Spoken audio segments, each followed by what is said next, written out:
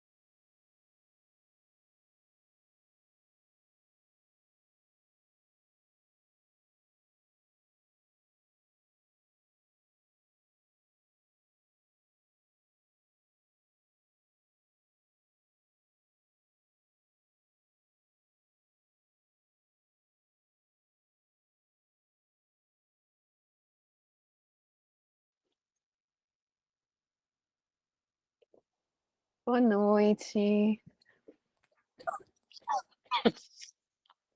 Boa noite, sejam bem-vindas. Bem-vindas. Eu creio que sejam só meninas, mas talvez tenham meninos também. Só para vocês saberem, eu vou estar gravando essa aula e ela vai sair depois no nosso YouTube. Só que para isso vocês precisam saber, né, para que não saia a imagem de vocês no YouTube sem a permissão de vocês. Então, se vocês não quiserem aparecer, pode fechar a câmera, tá? E aí eu vou começar a gravar a partir de agora, então se você estava antes não vai aparecer. Só tô esperando todo mundo chegar, mas eu quero também respeitar o horário de vocês, porque eu sei que já tá um pouco mais tarde no Brasil, né. A gente vai fazer as conversas durante a aula, no chat, tá. Eu não tô acostumada a fazer aula no Google Hangout, eu geralmente faço aula, bom, geralmente eu faço aula sem ser ao vivo, né, mas as aulas ao vivo geralmente é só no chat mesmo, então eu vou deixar assim pra não me confundir. E aí, no final, se a gente tiver tempo e tiver alguém acordado ainda, a gente abre para perguntas, tá bom? Mas vamos conversando pelo chat. Nossa, como é chato isso, né? Eu tenho que aceitar todo mundo um por um. E vocês estão me ouvindo certinho, né? Fala aí no chat para mim, por favor. Tá ótimo. Então, eu vou clicando aqui no permitir, até a gente ter todo mundo. E, e a gente vai conversando pelo chat. Só um lembrete para quem chegou agora, que essa aula vai sair no YouTube. Então, se você prefere não aparecer no vídeo, tudo bem. Não vai fazer diferença se vocês tiverem. Se vocês tiverem, é legal que eu consigo ver e aí fica um pouco mais interativo para mim, né? Egoisticamente. Mas para vocês não faz diferença. Então, vocês podem fechar a câmera se precisarem, se quiserem, tá bom? Então tá bom. Eu vou. Nossa, que não tem um jeito de só aceitar todo mundo sem eu ter que ficar. Vocês sabem? Se tem um jeito de ele aceitar automático, sem eu ter que ficar clicando permitir?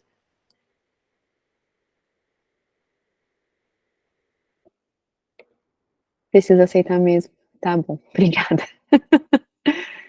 Então vai, vou aceitando aqui o barulhinho super agradável toda vez que entra alguém. Não sei se aparece pra vocês o barulhinho, mas é cada pessoa que entra. Tadam! Mas tudo bem. Ó, tadam! Ok. Bom, sejam bem-vindas. Eu fiquei muito feliz com a demanda, por assim dizer. A gente teve. Eu acredito que foi 15 minutos a gente fechou as 100 meninas. Então, eu fiquei muito feliz. Geralmente, geralmente a gente não fecha número assim para essas aulas. Talvez vocês já saibam, no nosso canal do YouTube a gente tem algumas aulas que eu passei pelo livro todo, capítulo por capítulo, né, de Jonas, de Ruth e Tiago. E, e aí eu deixava aberto, né, fazia as aulas e tudo mais ao vivo pelo YouTube mesmo e pelo Instagram. Mas dessa vez a gente quis fazer um pouco mais exclusivo, por assim dizer. Por um lado, para a gente ter um pouco mais dessa interação, né? Para eu sentir que eu estou vendo vocês, que vocês estão aqui, que a gente está juntos nessa aula. Por outro lado, eu creio que quando a gente, eu acho que é uma questão meio psicológica, né? Quando a gente sabe que a gente faz parte de um grupo seleto, é, dá um pouco mais de ânimo de participar, né? Poxa, eu recebi o link, fui uma das 100, outras pessoas não receberam, então vou aparecer.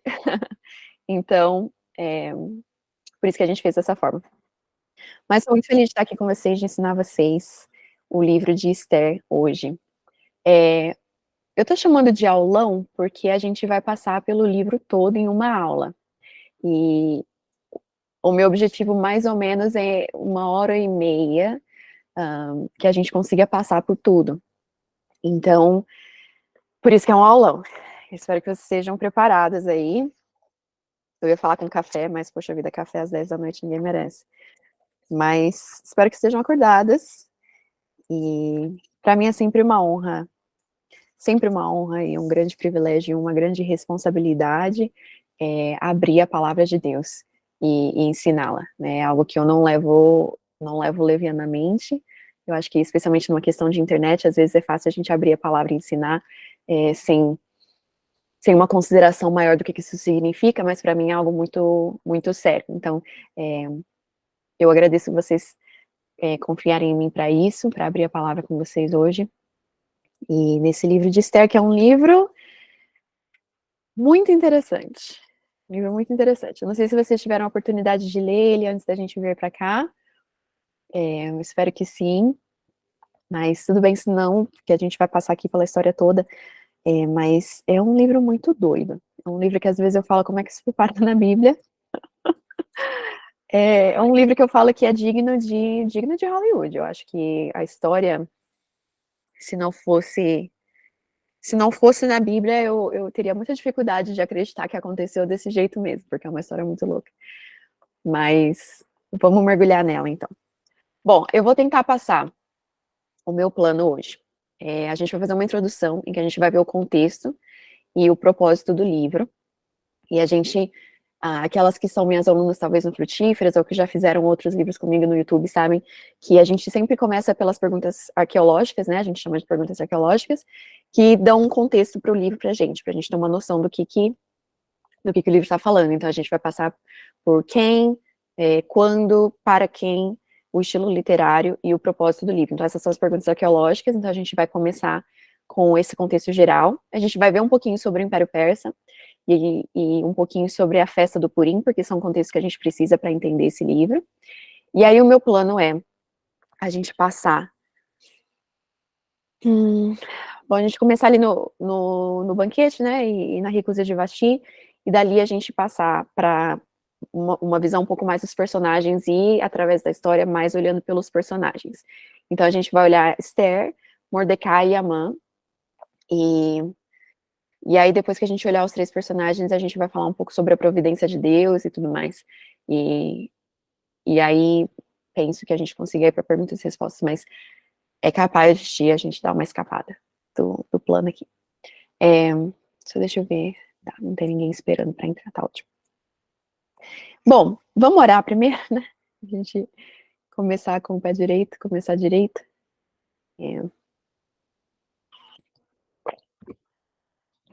Só lembrando, para quem chegou mais depois, que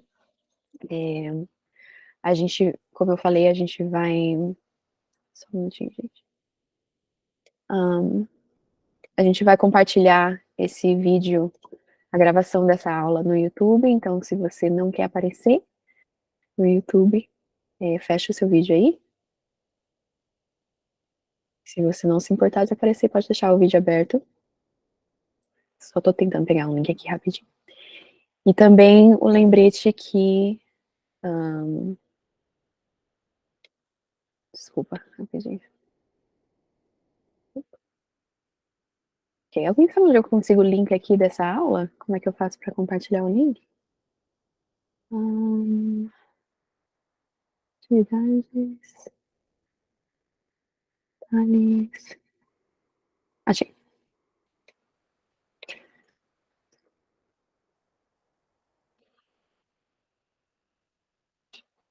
Então tá. Eu perdi o fio da meada do que eu tava falando. Vai estar no YouTube. E o outro lembrete que eu queria fazer... Enfim, vai voltar.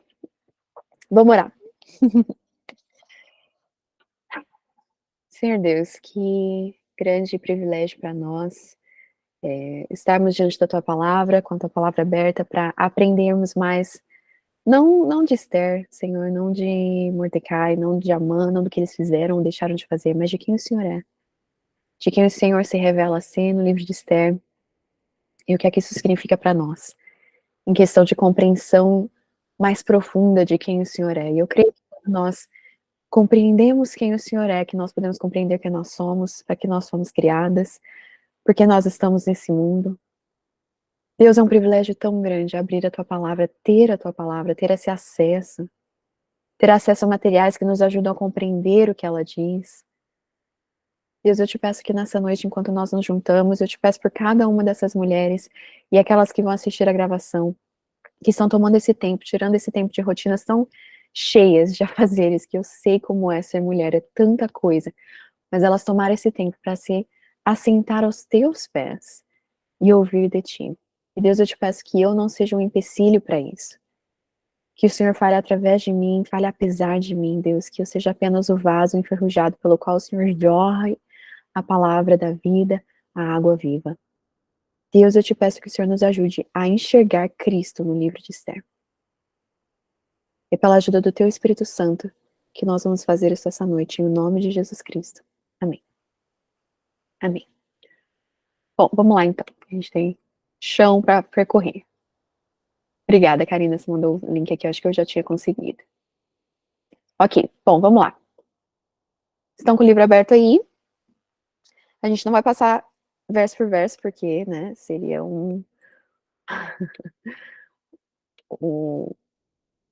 muito mais tempo do que a gente tem aqui. Mas vamos passar devagar, o mais devagar que a gente consiga, tá bom? Vocês podem ir colocando seus comentários aí no chat, conversando até umas com as outras. Eu acho bacana essa interação, que realmente não ficou eu falando aqui sozinha. Tá bom? Bom, qual que é o contexto do livro de Esther? Qual que é as perguntas arqueológicas? Se você, como eu disse, se você não conhece, geralmente, na verdade, eu tirei essas perguntas arqueológicas do livro Mulheres da Palavra, da Jen Wilkin.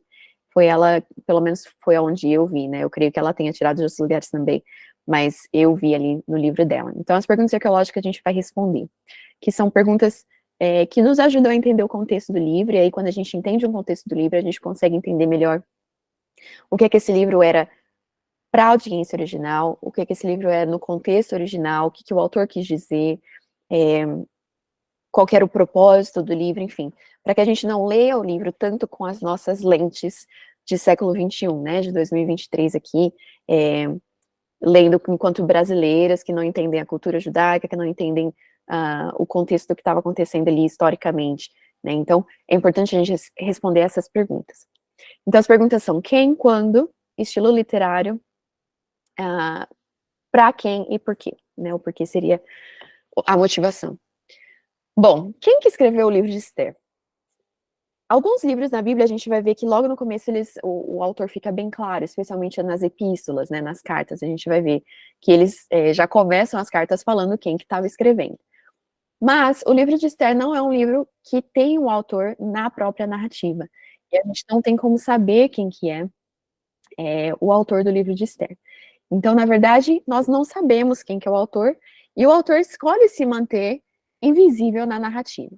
Então, durante a narrativa toda, o texto em si não nos diz quem é o autor. Quando que o livro foi escrito? novamente, não quando que a história aconteceu, às vezes a gente confunde isso em livros narrativos, não é quando a gente fala o quando, não é o quando de quando que a história aconteceu, mas quando o livro foi escrito, tá? E a gente também não tem isso, o autor ele escreve a história de certa forma, com certa distância entre os acontecimentos, a gente sabe disso porque obviamente, ele escreveu, então quer dizer que já tinha acontecido, mas também porque ele fala sobre o festival de Purim, que a gente vai ver, que na época que ele escreveu o livro, era um festival que já estava estabelecido na cultura judaica. Então a gente sabe que ele está com uma certa distância entre os acontecimentos e ele. A gente não sabe exatamente qual que é a distância, quanto tempo passou entre o que aconteceu na narrativa da história e o autor que sentou para escrever, a gente não tem essa informação. Mas a gente sabe que tem certa distância. Para quem que o livro foi escrito é a audiência original que a gente fala, né? Para quem que esse livro foi escrito? As epístolas, por exemplo, elas são muito autoexplicativas nesse sentido, porque diz a epístola de Paulo aos Gálatas, né? A gente sabe que foi escrita aos Gálatas. Mas esse livro, não, esse tipo de livro de narrativa, ela não traz de forma clara e direta, foi escrito para tal pessoa. Mas a gente pode inferir do texto, né? A gente infere do texto, no contexto da história, que esse livro foi escrito para os judeus, para o povo judeu, para os israelitas, e com o objetivo, então, que a gente está respondendo duas perguntas: para quem? Para os judeus, e por quê? Foi escrito com o objetivo de que as gerações posteriores, passem do porquê que eles celebram o festival de Purim. Então, esse é o objetivo do livro. O autor está querendo dizer, olha, essa celebração que a gente faz todo ano, enfim, toda vez que chega a época de fazer a celebração, ela acontece por causa disso, porque essa história aconteceu, por isso que o festival foi instituído e é por isso que a gente faz ele todo ano. Então esse é o objetivo do autor, ele quer que as gerações leiam o livro de Esther e relembrem o porquê dessa celebração do festival de Purim. Qual que é o estilo literário de Esther? Se a gente fosse falar de forma bem rápida, a gente diria narrativa, né? Uma narrativa, e é uma narrativa histórica. Mas, apesar de não ser um gênero literário bíblico mais conhecido, a gente conhece geralmente mais a poesia, cartas, narrativa, proféticos, enfim. Mas se a gente for bem específico, o livro de Esther, ele é caracterizado enquanto uma novela histórica. Agora, brasileiro, se fala novela, a gente já pensa novela, né? Novela de TV, novela da Globo. Mas a gente precisa lembrar que novela, no original, ela é uma história entre romance e conto. Então, romance, ele é uma história fictícia, geralmente, né? Ele é uma narrativa que é mais longa. Então, aí a gente pensa livros mesmo, né? Então, Dom Quixote, ou... que eu tava pensando aqui do... Eu só consigo pensar no filme, não consigo lembrar o nome. Enfim, Crepúsculo. Você viu que eu fui de Dom Quixote para Crepúsculo, né? Mas, enfim, livros mesmo, que sejam mais compridos, tá? O Conde de Monte Cristo, era isso que eu estava tentando lembrar. Então, são romances. Não romances no sentido que a gente está acostumado de história de amor, não necessariamente história de amor, mas romance é um estilo literário para livros que são mais compridos, histórias que são compridas e longas, tá? E aí, esse é o romance, tá aqui de um lado, e aí do outro extremo a gente tem os contos, que são histórias curtas. E aí a novela, ela fica no meio, tá? Ela não é um romance, não é tão comprida, mas também não é tão curta quanto um conto, ela é uma novela. Então é isso que significa que o livro de Esther seja uma novela, ela tá ali no meio termo, tá? Só que ela é uma novela histórica, ou seja, não é uma ficção, tá? Ela é uma narrativa histórica, realmente aconteceu, o rei Xerxes existiu, a rainha Esther existiu, todos eles existiram enquanto pessoas, enquanto personagens históricos. Então eu vou usar o termo personagens conforme a gente tem a nossa aula, mas no sentido de personagens históricos, tá? Então é uma história real, é uma novela histórica.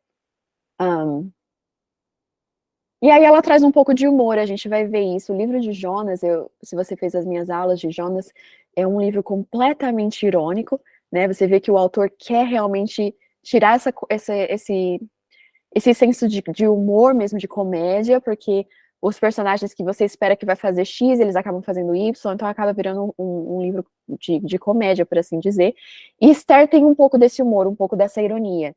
Em alguns momentos da história, você vai estar lendo a história e o objetivo do autor é que o leitor dê uma risada, tipo, sério que isso aconteceu? Sério que ele fez isso? Sério que ele pensou aquilo? Então tem essa ironia, ele tem um pouco desse humor também. Bom, passando aqui rapid fire, né, rapidinho aqui pelas coisas. Então essas são as perguntas arqueológicas. No final dessa aula eu vou falar para vocês que se vocês quiserem uma aula mais extensa, capítulo por capítulo e tema por tema, eu vou falar para vocês onde encontrar. Mas hoje a gente vai fazer um rapid fire, um aulão. Então a gente vai passar o livro inteiro, então fica aqui comigo. Bom, a gente fez as perguntas arqueológicas e agora a gente vai tentar, eu chamei aqui de preparando o cenário, a gente vai tentar entender onde é que essa história se coloca. As minhas alunas sabem que eu gosto muito que vocês se coloquem dentro da história, tá? Eu gosto que vocês, especialmente em narrativas, que vocês meio que imaginem vocês na história. Então, quando o autor está fazendo essa descrição do Império Persa, ele está descrevendo a extensão da riqueza, ele está descrevendo os lugares, ele está descrevendo as coisas. Eu quero que você se imagine ali, porque isso te ajuda a compreender melhor a história.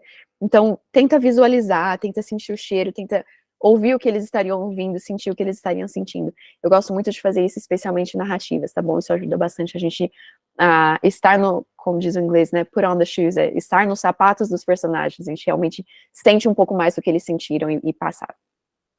Então, qual que é esse contexto em que o livro de Esther acontece? A gente é colocado aqui bem no começo.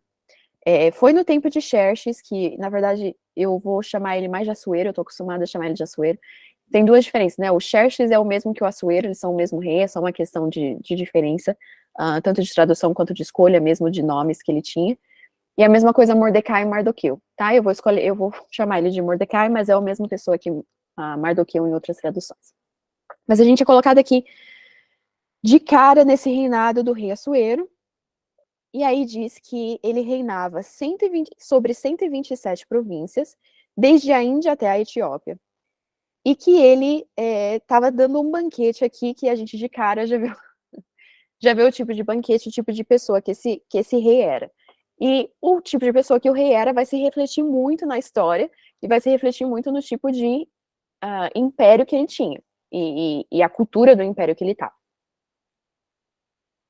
Bom, então a gente é colocado aqui logo desde o começo, a gente é convidado, por assim dizer, a imaginar a extensão do reinado de Assuero. Porque ele está sobre 127 províncias que se estendem desde a Índia até a Etiópia, ou seja, provavelmente o maior reinado daquela época, o maior império daquela época. Então aqui a gente é colocado na sala do trono do maior monarca da época, do homem mais poderoso da época. E o que ele está fazendo? O que a gente vê esse rei fazendo? A gente está vendo esse rei tomando boas decisões, ele está ali governando bem, ele está ali cercado de pessoas sábias, tomando várias decisões, criando várias leis para o bem do seu povo. Não. A gente encontra esse homem de cara numa festa que durou cerca de 180 dias, ou seja, metade do ano, esse rei estava com os seus principais governadores, os principais do reino.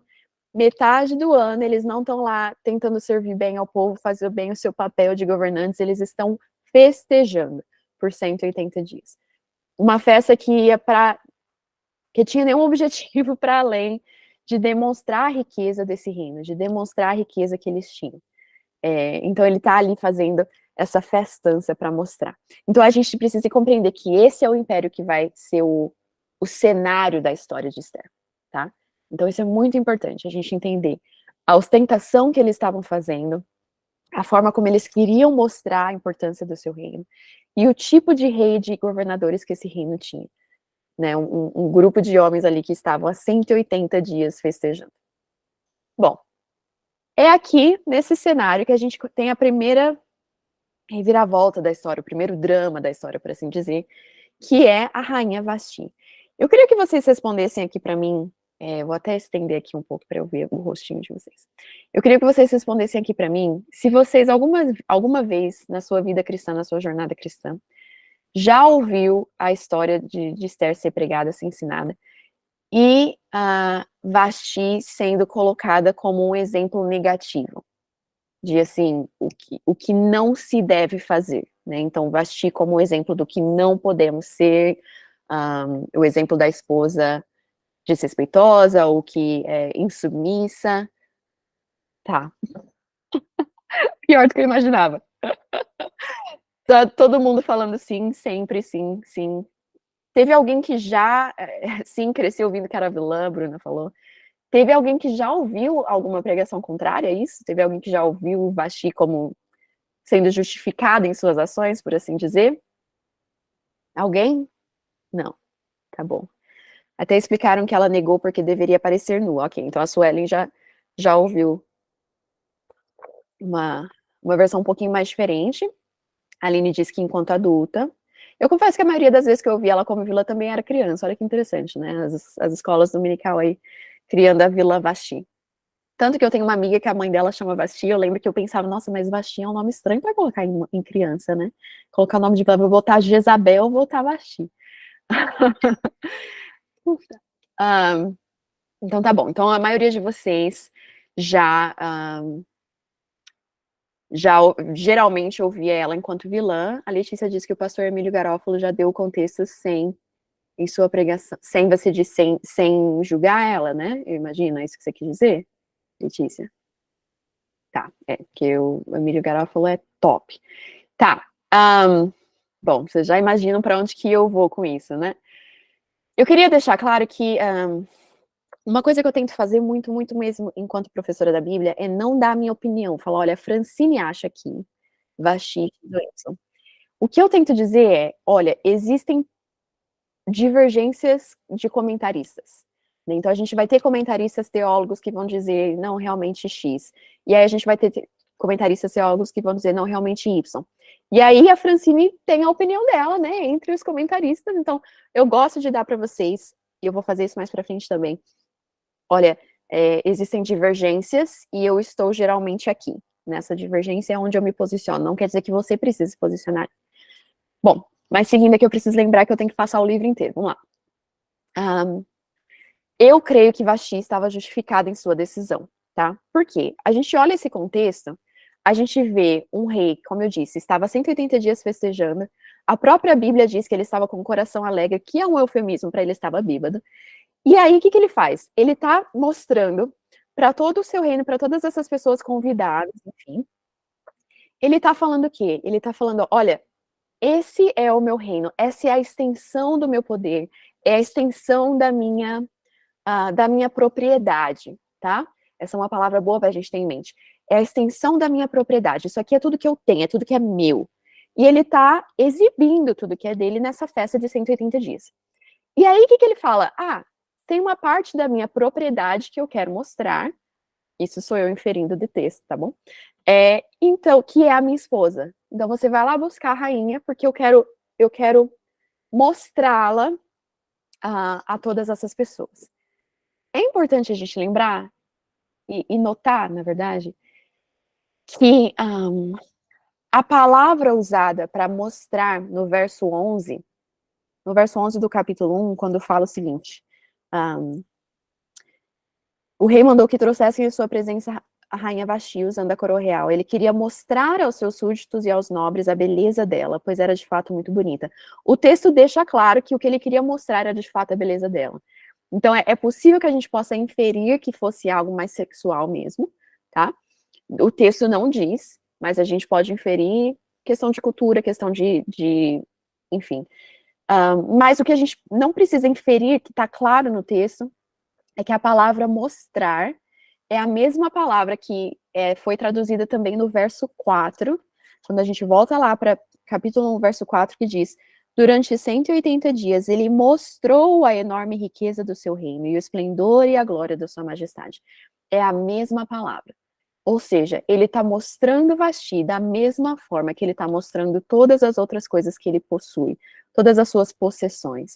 Então, Vasti aqui, ela é colocada como nada além de mais uma coisa, mais um objeto de possessão do rei.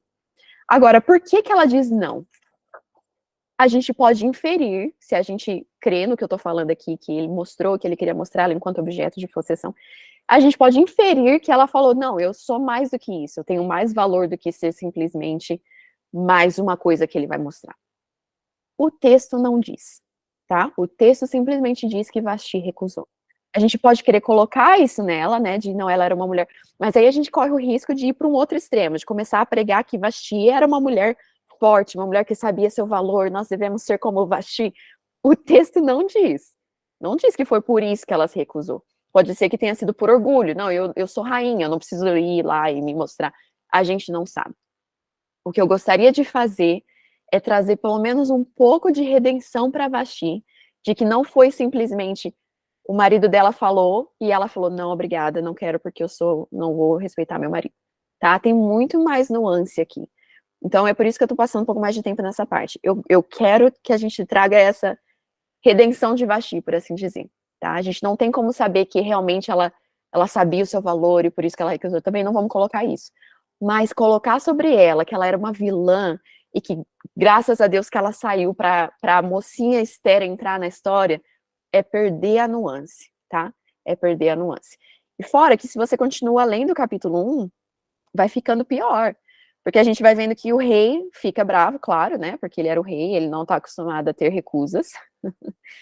Mas a gente vê também que ele chama ali como chama? Os seus sábios, enfim, oh my goodness, qual que é a palavra que eu quero? Enfim, as pessoas que estavam ali com ele, e eles dizem, olha, o que a gente precisa fazer? A gente precisa, verso 19, emitir um decreto real que seja incluído na lei irrevogável da Pérsia e da Média, determinando que Vashti nunca mais compareça na presença do rei. E também deu rei a posição de rainha para outra. Por quê? Verso 20. Assim, quando o decreto real for proclamado em todo o seu imenso domínio, todas as mulheres respeitarão seus maridos, do mais rico ao mais pobre.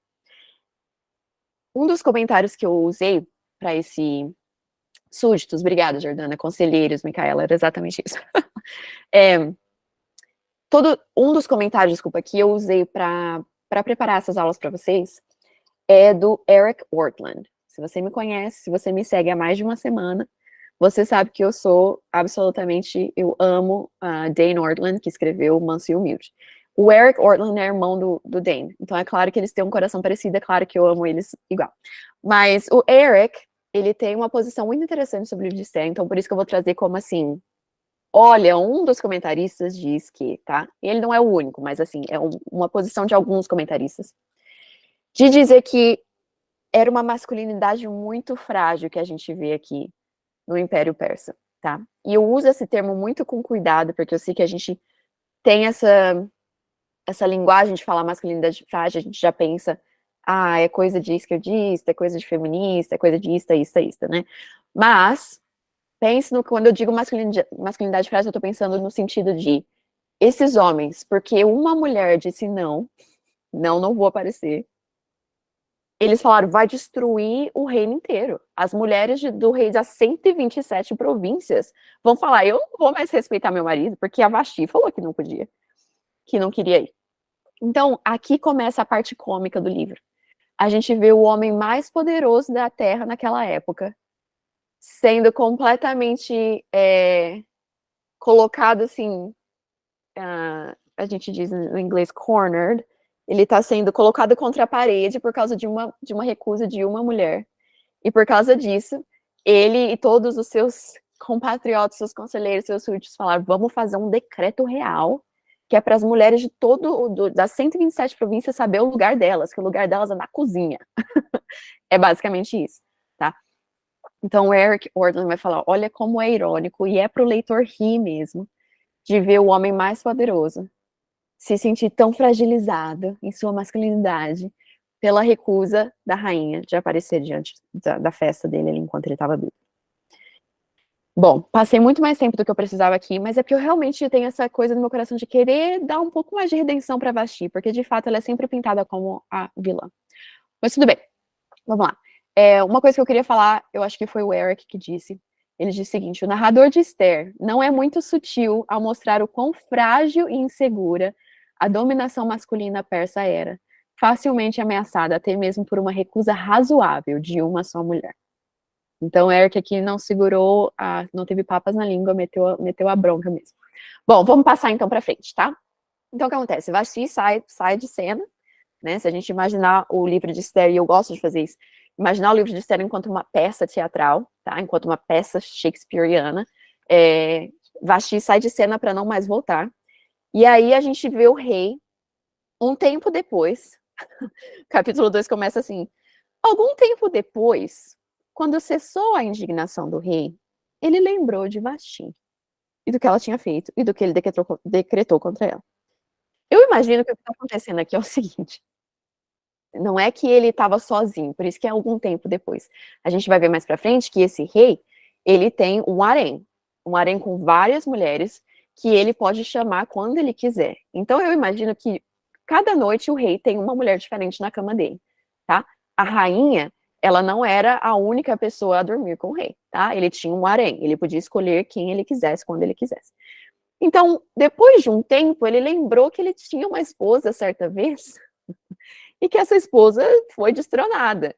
Por que demorou um tempo para ele lembrar que ele perdeu a esposa? Provavelmente por causa da ressaca, né? Porque festa de 180 dias demora para o cérebro voltar ao normal. E 2, porque ele tinha essas outras mulheres, então ele não estava em falta, por assim dizer, tá? Em falta sexual. Eu vou ser bem direta e reta, porque o livro realmente ele é bem direto e reto. O rei, um tempo depois, lembrou que ele tinha uma rainha. E aí ele lembra que ele deveria ter uma rainha, porque é uma questão de status para ele ter uma rainha, uma mulher que seja oficialmente a esposa dele. E aí ele chama os seus incríveis conselheiros, e eles têm outra ótima ideia. Eles falam: já sei, vamos fazer um concurso. Vamos procurar nas 127 províncias, entre as virgens. Olha que irônico, né? O rei que cada dia dorme com uma mulher, ele quer uma virgem para ser a esposa dele. Entre as virgens do reino, vamos procurar uma nova esposa para o rei. Agora eu tenho outra pergunta, Bachelor versão persa. É exatamente por aí, Beatriz. Ellen perguntou se ela foi exilada. Eu não sei se ela foi exilada no sentido de ter sido completamente retirada das 127 províncias. Eu imagino que não. Eu imagino que ela foi completamente humilhada, né? Porque de rainha para nada, essa mulher provavelmente não tinha mais nenhum status. Tá? Mas eu não imagino que ela tenha sido completamente exilada. Na verdade, me surpreende que ela não tenha sido morta. Porque a gente vai ver que esse é um reino extremamente sangrento. E que o rei, ele faz assim, morre metade do reino, tá? Mas enfim, eu quero fazer outra pergunta aqui para vocês. Vocês, quando escutam ensinos do livro de Esther, vocês escutam que era um concurso de beleza? Alguém já ouviu isso? E aí o Esther passou por um concurso de beleza, ficou ali 1 ano se preparando, e aí fala, é como se fosse aqueles, tipo Miss Brasil, né, que elas ficam se arrumando, ficam bonitas no concurso de beleza. Tá bom, todo mundo, né? Concurso de beleza. A Bruna falou que no seminário ouviu que ela foi raptada. Sempre são homens falando. Geralmente se você tá numa igreja complementarista vai ser homem pregando, né? Mas geralmente, de fato, são os homens que estão ensinando. Agora, adulto, eu peguei a versão mais adulta. É um livro difícil de tratar com criança, né? A gente sempre fala que a gente dá uma infantilizada na Bíblia, e eu amo, completo parênteses aqui, gente, mas a minha igreja aqui, eu amo muito, porque eu ensino para a escola aqui, né? E a gente passa pela Bíblia toda, e não só, vai de Noé para Davi, enfim, mas a gente passa pela Bíblia toda, e teve um dia que era meu dia de ensinar, e eu tive que ensinar sobre a esposa de Oséias, foi ótimo, maravilhoso. Ensinar para pré-escolares. Então, aí ela foi, se prostituiu, engravidou de outra pessoa. Mas a gente tenta trazer a realidade, né? Eu contando para a Vesper sobre os filhos de Adão e Eva. Oh, my goodness. Não é Esaú e Jacó. Gente, tá tarde. Quem são os filhos de Adão e Eva, gente? Pelo amor de Deus. Caim e Abel, obrigada. Nossa, Deus é mais. E aí eu tava ensinando pra ela, e aí ela falou, eu não gosto dessa história não, essa história é triste. Eu falei, a Bíblia é triste às vezes. Então, ok. Todo mundo escutou que ela estava ali no concurso de beleza, no Bem Bom, né? Se preparando para ser Miss Persa. O que aconteceu, na verdade, ali, gente, foi um concurso sexual, tá? É um concurso sexual 100%. Tanto que não é nem algo assim que eu estou inferindo do texto, não, tá? Por quê? O objetivo final era ser rainha. Sim, era o objetivo final. Mas como é que ele ia escolher quem que era a rainha? Você acha que eles iam colocar elas assim na frente deles? Era assim que eu imaginava enquanto criança. Elas passavam assim na frente do rei, e o rei falava bonita, feia, bonita. Não, gente, elas se prepararam um ano com afrodisíacos, tanto que vai dizer mais pra frente que elas podiam levar o que elas quisessem na noite delas, que elas foram escolhidas. Então era provavelmente afrodisíacos, roupas específicas. E aí a palavra de Deus disse, elas passavam uma noite com o rei. Cada uma tinha uma noite para passar com o rei. Vocês acham que eles conversavam, jogavam baralho na uma noite? Não, gente, era um concurso sexual, tá? Então a gente precisa parar de falar, claro, não para criança, né? Chegar na criança de 3 anos, concurso sexual, mas a gente precisa parar de ensinar que era um concurso de beleza, porque isso tira o peso do que aconteceu. Essas meninas não estavam sendo tiradas da casa delas, e meninas virgens, ou seja, provavelmente super novas, tá? Menininhas novas, não vou dizer assim, super criança, né? Mas elas eram novas, porque elas eram numa cultura em que casar era algo óbvio para todo mundo, elas ainda eram virgens, então elas eram novas. Essas meninas são tiradas da sua casa, elas não têm escolha, tá? Eu acho que foi por isso até que o seminário de alguém disse que elas foram raptadas, mas é no sentido de que elas não tinham escolha. Se o soldado fala, ó, o rei te quer na presença dele, ou você vai ou você morre. Então essas meninas são tiradas das suas casas, colocadas ali no harém do rei, por um ano separadas completamente da família, preparadas para uma noite em que elas precisam agradar ao rei sexualmente. Sexualmente, tá bom? Então,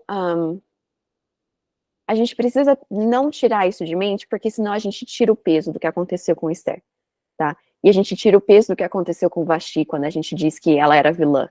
Porque ela não tinha escolha também, não? E mesmo assim ela falou, não, mas eu também não quero. Então a gente vê a coragem de Vasti em falar não num reino como esse, em que elas podiam morrer assim, né? O rei fala X e elas morrem.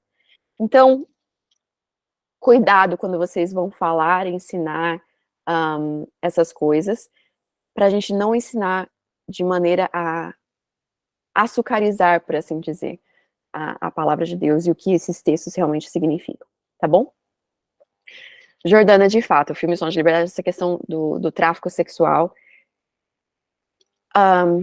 na cultura ali, essas meninas realmente não tinham escolha, então, de certa forma, foi um tráfico sexual. Elas foram tiradas de casa para ter uma noite em que elas tinham que fazer o que o rei quisesse. Não tinha ninguém ali para proteger elas, era elas e o rei. O que o rei podia fazer absolutamente o que ele quisesse com essas meninas, tá? Então, não vamos açucarizar a palavra de Deus, tá bom? Bom, a Stephanie perguntou se eu tenho algum dado ou base de quantos anos elas tinham. Não, eu tenho, a gente só tem esse inferir de que era uma cultura em que as pessoas se casavam muito cedo, igual Maria, mãe de Cristo, que era provavelmente ela tinha entre 13, 14, 15 anos no máximo, porque era uma cultura que elas casavam muito cedo, então para uma menina ser virgem é porque ela era muito nova, ela ainda não tinha chegado na época em que ela já estava começando a casar, entendeu? Então elas eram novas. Agora, vocês não escutaram de Francine que Esther tinha 13 anos, tá bom? Eu não estou dizendo isso. A gente não sabe. Mas a gente precisa ter em mente que ela era bem nova. E que essas meninas não tiveram escolha, tá bom? Bom, e é aqui que a gente, então, entra em Esther, né? Então, vamos falar um pouco sobre Esther. A palavra vai dizer, então, que o rei precisava de uma rainha, eles chamam as meninas, e aí vai trazer aqui Esther. Vamos ler quando ela é apresentada? Ela é apresentada no capítulo 2, no verso... na verdade, no verso 5, a gente vai ver que primeiro é apresentado Mordecai, e a partir de Mordecai, a gente tem, então, a relação dele com Esther, e a Esther apresentada. A gente vai voltar em Mordecai, então vamos pular para o verso de Esther. Diz no verso 7, tá? A Stephanie tá falando que uma vez ministrou que Maria tinha entre 14 e 16 anos e a igreja se escandalizou. Não tem, a gente se escandaliza porque a gente tem olhos de 2023. Mas as meninas casavam com 12, 13, 14 anos naquela época, tá? Elas tinham a menstruação, estavam na época de casar. Então, ela com certeza era menos de 16 anos, com certeza, tá? Bom, vamos lá. Verso 7. Mordecai tinha uma prima chamada Hadassa, que tinha sido criada por ele, por não ter pai e mãe. Pai e mãe. Pai e mãe. Então a gente vê que é uma menina que órfã. Novamente, vamos colocar as nossas lentes de cultura judaica, nossas lentes, tá? Tirar as nossas lentes de Brasil 2023, colocar nossas lentes de cultura judaica. Uma menina, por ser mulher, ela já era vulnerável. Por ser órfã, ela era duplamente vulnerável. Por ser estrangeira, ela era triplamente vulnerável. Então a gente vê que é uma mulher completamente vulnerável, tá bom? Ela só não é totalmente vulnerável, porque pela graça de Deus, o primo dela tinha tomado ela sob as asas e cuidado dela enquanto filha. Mas olha, ela é órfã, mulher e estrangeira, numa nação em que essas três coisas são completamente colocam ela à margem da sociedade, tá? Mas aí a palavra vai dizer, mas ela tinha algo a seu favor. Essa moça, também conhecida como Esther, era atraente, muito bonita. E Mardoqueu havia tomado como filha quando os pais dela morreram. Então a gente vê aqui a apresentação de Esther na narrativa. E a gente vê, o autor está querendo dizer, olha, ela era completamente vulnerável, mas ela era também muito bonita, então ela tinha isso a favor dela. A gente não tem a menor noção, e é aqui que a gente precisa começar a tomar muito cuidado, tá? Por quê? Eu sou do posicionamento teológico do livro de Esther, de que durante a narrativa, todos os personagens eles vão ter posições moralmente dúbias, moralmente... qual é a palavra que eu usei nas aulas? Ambíguos, tá? Eles são personagens ambíguos. A gente não tem como dizer Esther foi sempre boa, Mordecai foi sempre bom, todas as atitudes deles foram ótimas. A gente não tem como dizer isso. Eu creio, e novamente vão ter comentaristas que discordam dessa posição, mas eu creio que eles são moralmente ambíguos. Tem momentos que você fica, essa decisão foi meio esquisita. Então, vamos pensar Esther, tá? A gente é apresentado aqui o nome dela, Hadassa, que era o nome judeu dela, e o nome Esther, que era o nome babilônico. Esther, ela tinha provavelmente nascido dentro do Império Persa, tá? Ela provavelmente não tinha nascido ali em Jerusalém e vindo no exílio, ela provavelmente nasceu já dentro do Império. Eu, enquanto imigrante, eu tenho um pouco desse sentimento de compreensão do coração dela, do provável coração dela, de se sentir nem lá nem cá, né? Eu não sou completamente judia, porque eu nasci aqui, é igual a minha filha, né? Falar pra Vesper, quando ela for adulta, que ela é brasileira, é algo muito distante para ela, porque ela não cresceu no Brasil, não nasceu no Brasil. Então, tá, ela tem essa cultura que eu trago, igual Esther tinha, provavelmente Mordecai ali trazendo a cultura, mas ela não se sentia judia, provavelmente, tá? E ao mesmo tempo, ela não se sentia persa, porque ela não era nem reconhecida pelos persas enquanto persa, mas provavelmente enquanto judia. Então, ela tinha esse sentimento de nem lá nem cá, do qual eu sou muito familiarizada, e é um sentimento difícil. É um sentimento difícil de se ter. De sentir que você não é nem lá, nem aqui, não sou nem brasileira, nem americana, agora eu sou um meio termo, um otágono, como o meu marido diz, né? Então a gente é apresentado aqui a Esther nesse sentido. Essa é a apresentação que o autor decide dar de Esther. E conforme a história vai ocorrendo, a gente vai ver Esther passar de uma menina virgem vulnerável para um pavãozinho do império, para rainha, para mulher que se posiciona e toma com coragem ali uma posição.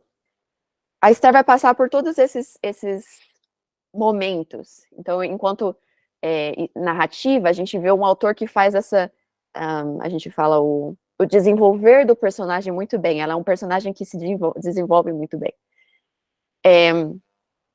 Mas aqui ela é apresentada dessa forma, essa é a primeira vez que a gente vê Esther aqui.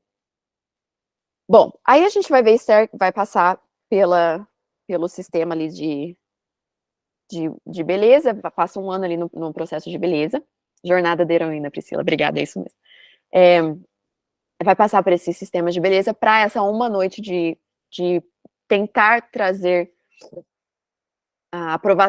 ter a aprovação sexual do rei para se tornar rainha. E aqui a gente já começa com a questão da inferência. A gente não sabe se Esther se sentiu completamente triste por ter sido selecionada, porque ela teria que, como a gente falou, passar por esse processo sem escolha e ter que passar uma noite com o rei, sendo que depois ela poderia ser descartada, completamente descartada, não é mais virgem. Deus sabe que tipo de futuro essa menina ia ter, e as outras meninas tiveram, porque agora elas não são mais virgens, então elas não são vistas mais como virgem em questão de casamento, mas também não são rainhas, então o rei usou, tchau, bênção. Então a gente não sabe se ela foi completamente devastada com essa notícia. A gente também não sabe se Esther achou o máximo, se Esther falou, é a minha chance de crescer, é a minha chance de sair desse lugar completamente vulnerável. A gente não sabe, tá?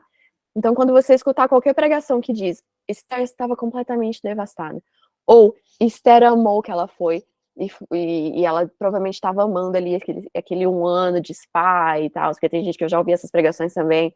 Ah, foi 1 ano de spa.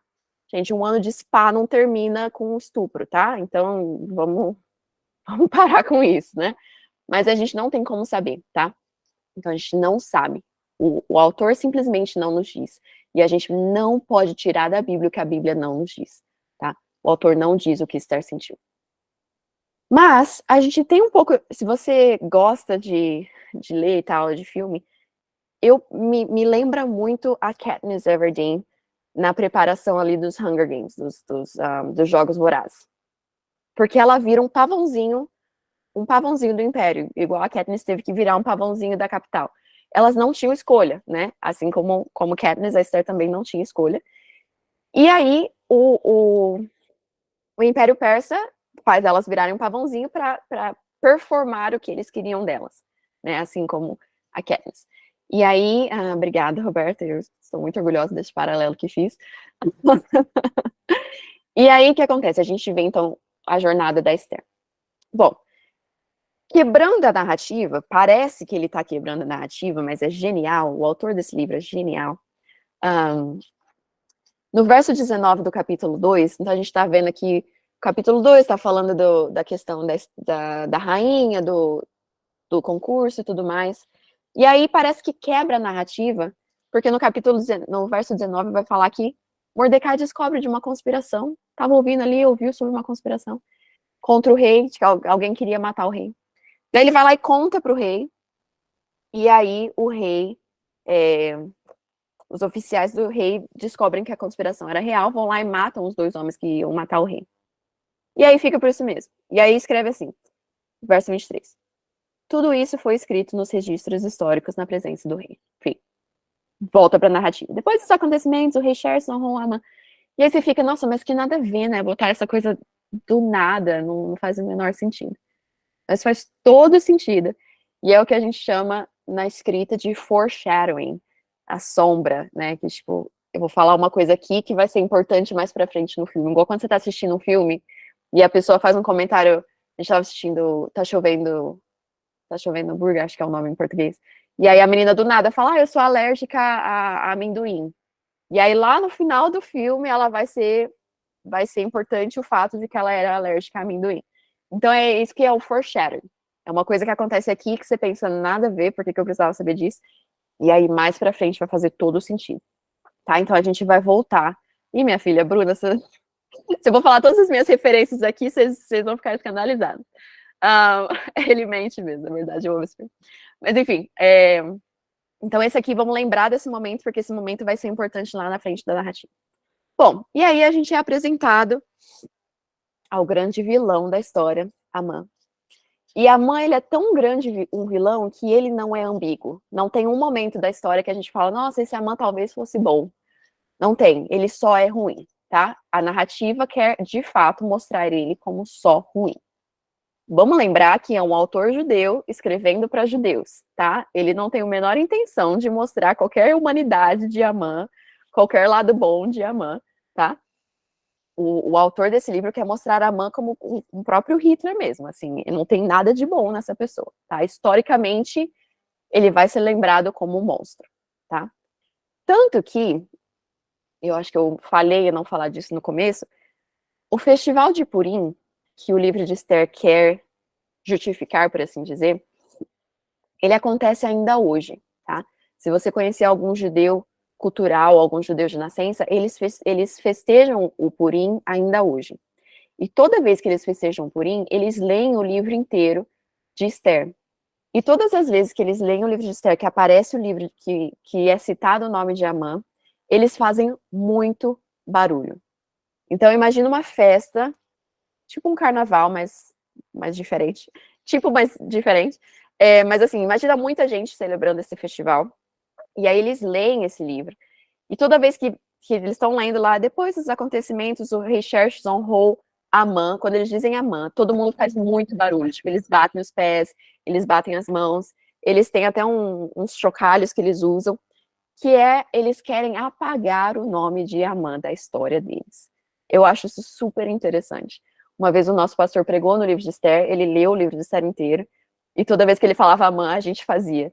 E é muito interessante como eles querem simplesmente apagar a memória desse homem, da história deles. Então a gente é apresentado aqui a esse grande vilão, o Amã.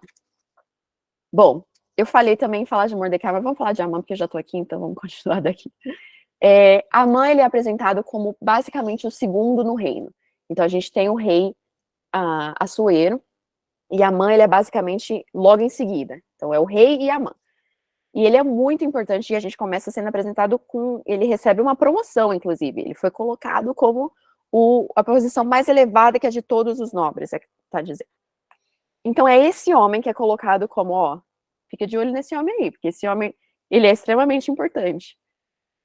Por que isso é importante? Porque a gente vai ver como é improvável, completamente improvável, que uma mulher, lembre o tipo de reino que esse é, o tipo de tratamento que as mulheres recebem, é para a gente sentir o quão improvável seria que uma mulher conseguisse derrotar o homem mais importante depois do rei, tá? Então é muito importante a gente ter isso em mente. É aquilo que eu tô falando para vocês da ironia do livro de Esther. Como as coisas não se encaixam, como é que uma mulher que é tão desimportante no reino, que foi triplamente desqualificada, como a gente viu, para conseguir reverter algo que o homem mais importante dos nobres do reino tinha decidido. É muito incrível mesmo, tá? Ah, bom, vamos lá. Aqui com... e aí o que acontece? Gente, tem muito detalhe. Aqui eu já vou dar o spoiler, porque eu não sei me segurar. Tem muito detalhe que as frutíferas, dentro do Frutíferas, que é a nossa plataforma do Graça em Flor de ensino bíblico, a gente está passando pelo livro de Esther no mês de outubro. A gente vai estudar o livro inteiro. E ali eu fiz 4 aulas. Por quê? Porque é muito detalhe. Vocês viram o tempo que eu passei em Vasti? A gente já foi 1 hora de aula e eu ainda estou no capítulo 2. Porque é muita coisa que eu quero apontar para vocês verem como esse livro é rico, como a narrativa ela é absurdamente bem escrita. E como a gente precisa ver essas reversões e essas ironias, porque senão a gente vai ver Esther só como a história da menina da plebeia que virou rainha. Como se fosse só isso, não é só isso, tem tanta coisa nesse livro. Então, eu já tô deixando aqui o spoiler que se você ainda não é frutífera, se você é frutífera, já corre lá e começa as aulas, porque tá muito bom. Os devocionais também são no livro de Esther. Mas é ali que eu vou ficar nos detalhes, tá? Porque já tem coisa aqui que eu quero falar, mas que eu não posso falar porque a gente não tem tempo. Então, então se você quiser esse olhar mais aprofundado, a gente tá lá dentro do livro de Esther, esse mês no Frutíferas. Mas vamos lá. Eu vou colocar o link aqui para vocês, para quem talvez não conhece ainda o Frutíferas. Bom, o que acontece? Mordecai, o tio de Esther, primo de Esther, que era basicamente o pai de Esther, ele se recusa a honrar Amã. Amã, como sendo o segundo do reino, ele precisava ser honrado, publicamente honrado. E Mordecai simplesmente se recusa.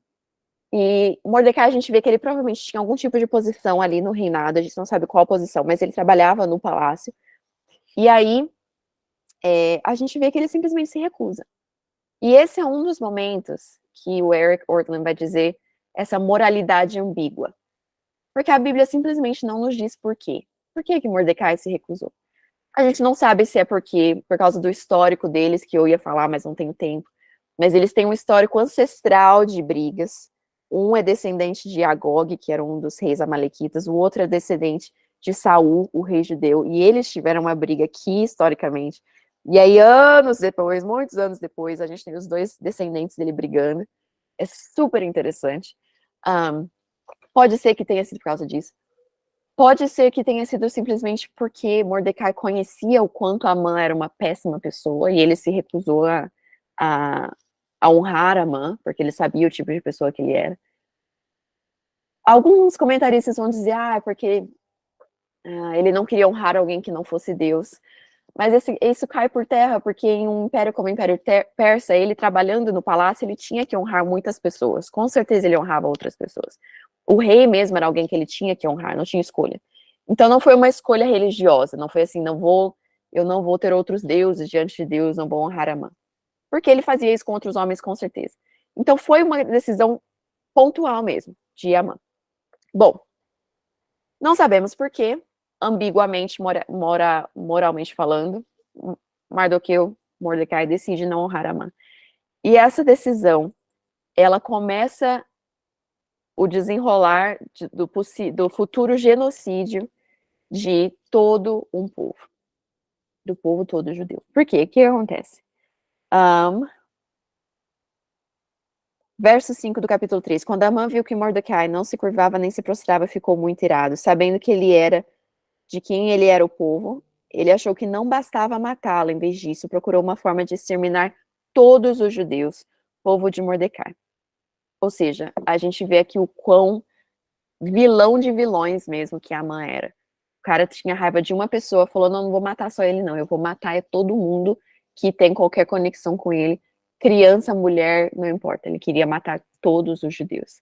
E como ele era um homem extremamente importante, como a gente viu, segundo somente ao rei, ele vai até o rei e fala, então tem um povo aí espalhado que tem uns costumes muito diferentes do nosso, uns costumes que vão muito contrário às suas leis, não convém ao rei tolerá-los. Se for do agrado do rei, eu vou colocar 350 toneladas de prata à disposição para que se execute esse trabalho. Então ele basicamente vende o povo inteiro dos judeus por 300 toneladas de prata. E o rei fala, tá ótimo, tá aqui o meu anel, faça o que você quiser. A gente vê que novamente o rei Assuero, completamente passivo. Ele simplesmente, a história inteira, gente, não tem um momento ativo desse rei. Esse é um rei completamente passivo. E aí ele fala, não, vai com Deus. E Amã, então, cria esse decreto de que, e aí Amã, ele lança sortes, a gente vai ver aqui. Cadê? Lança sortes.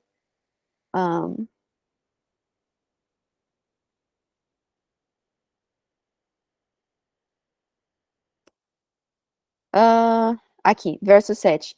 No primeiro mês do 12º ano do reinado do rei Xerxes, no mês de Nisan, lançaram o pur, isso é, a sorte, na presença de Amã, a fim de escolher o dia e o mês para executar o plano de genocídio dos judeus. Então, por isso que o festival chama Festival de Purim, porque a forma como Amã decidiu que dia que ele ia matar todos os judeus foi lançando sortes, lançando o pur. Por isso que o festival chama Purim. Super interessante, né? Bom, vamos continuar. Tudo isso acontece, e aí eu amo que fala assim, no final. No final, no verso 15 do capítulo 3, meninas, eu vou querer que todo mundo me manda. Vamos lá, todo mundo me manda o seu aqui no chat. O seu emoji preferido. Manda só para eu saber que vocês estão acordados. Só para eu saber que vocês não estão 44 meninas dormindo aqui comigo. Pronto, então aí. Então tá bom, vamos lá. A minha voz está quase indo embora, mas vamos continuar, que a gente está no capítulo 3 de 10. Vai ficando mais rápido, pode, não vamos ficar aqui até meia-noite, não. Eu não sirvo para essas coisas, gente.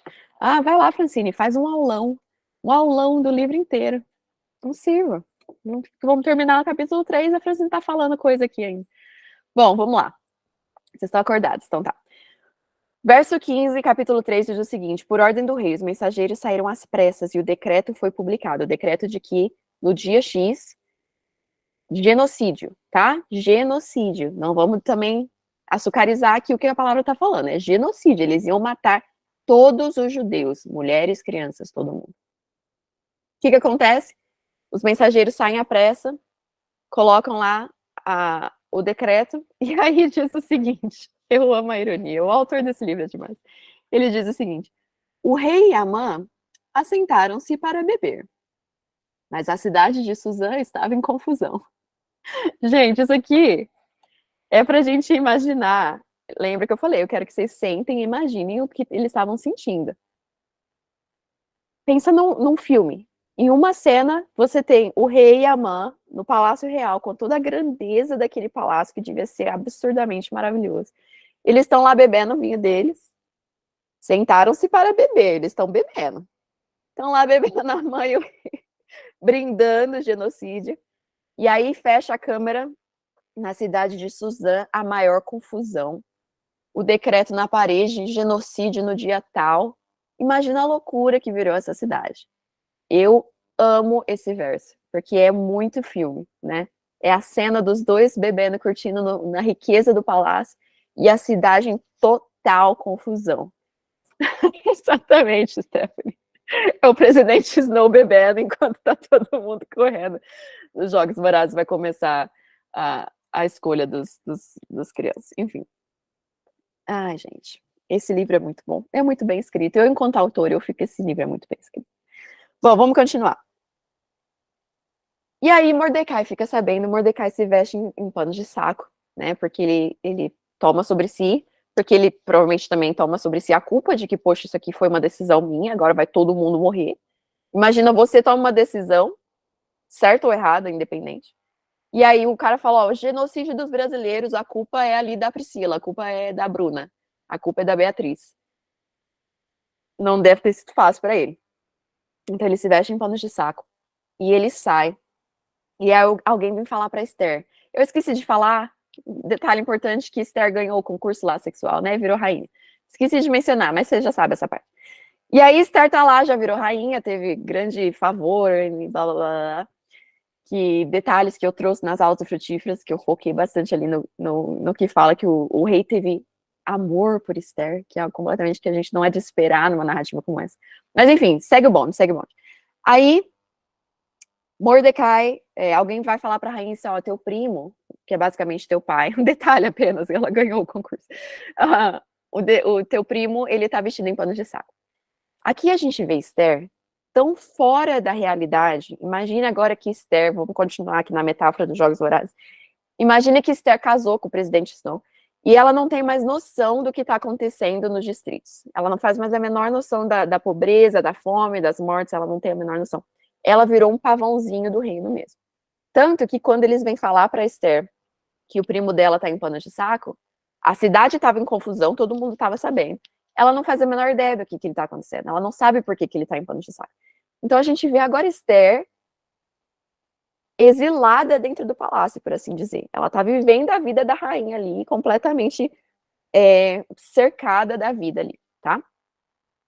Bom, e aí ela fala, o que está acontecendo? Por que você está fazendo isso? E ele conta para ela.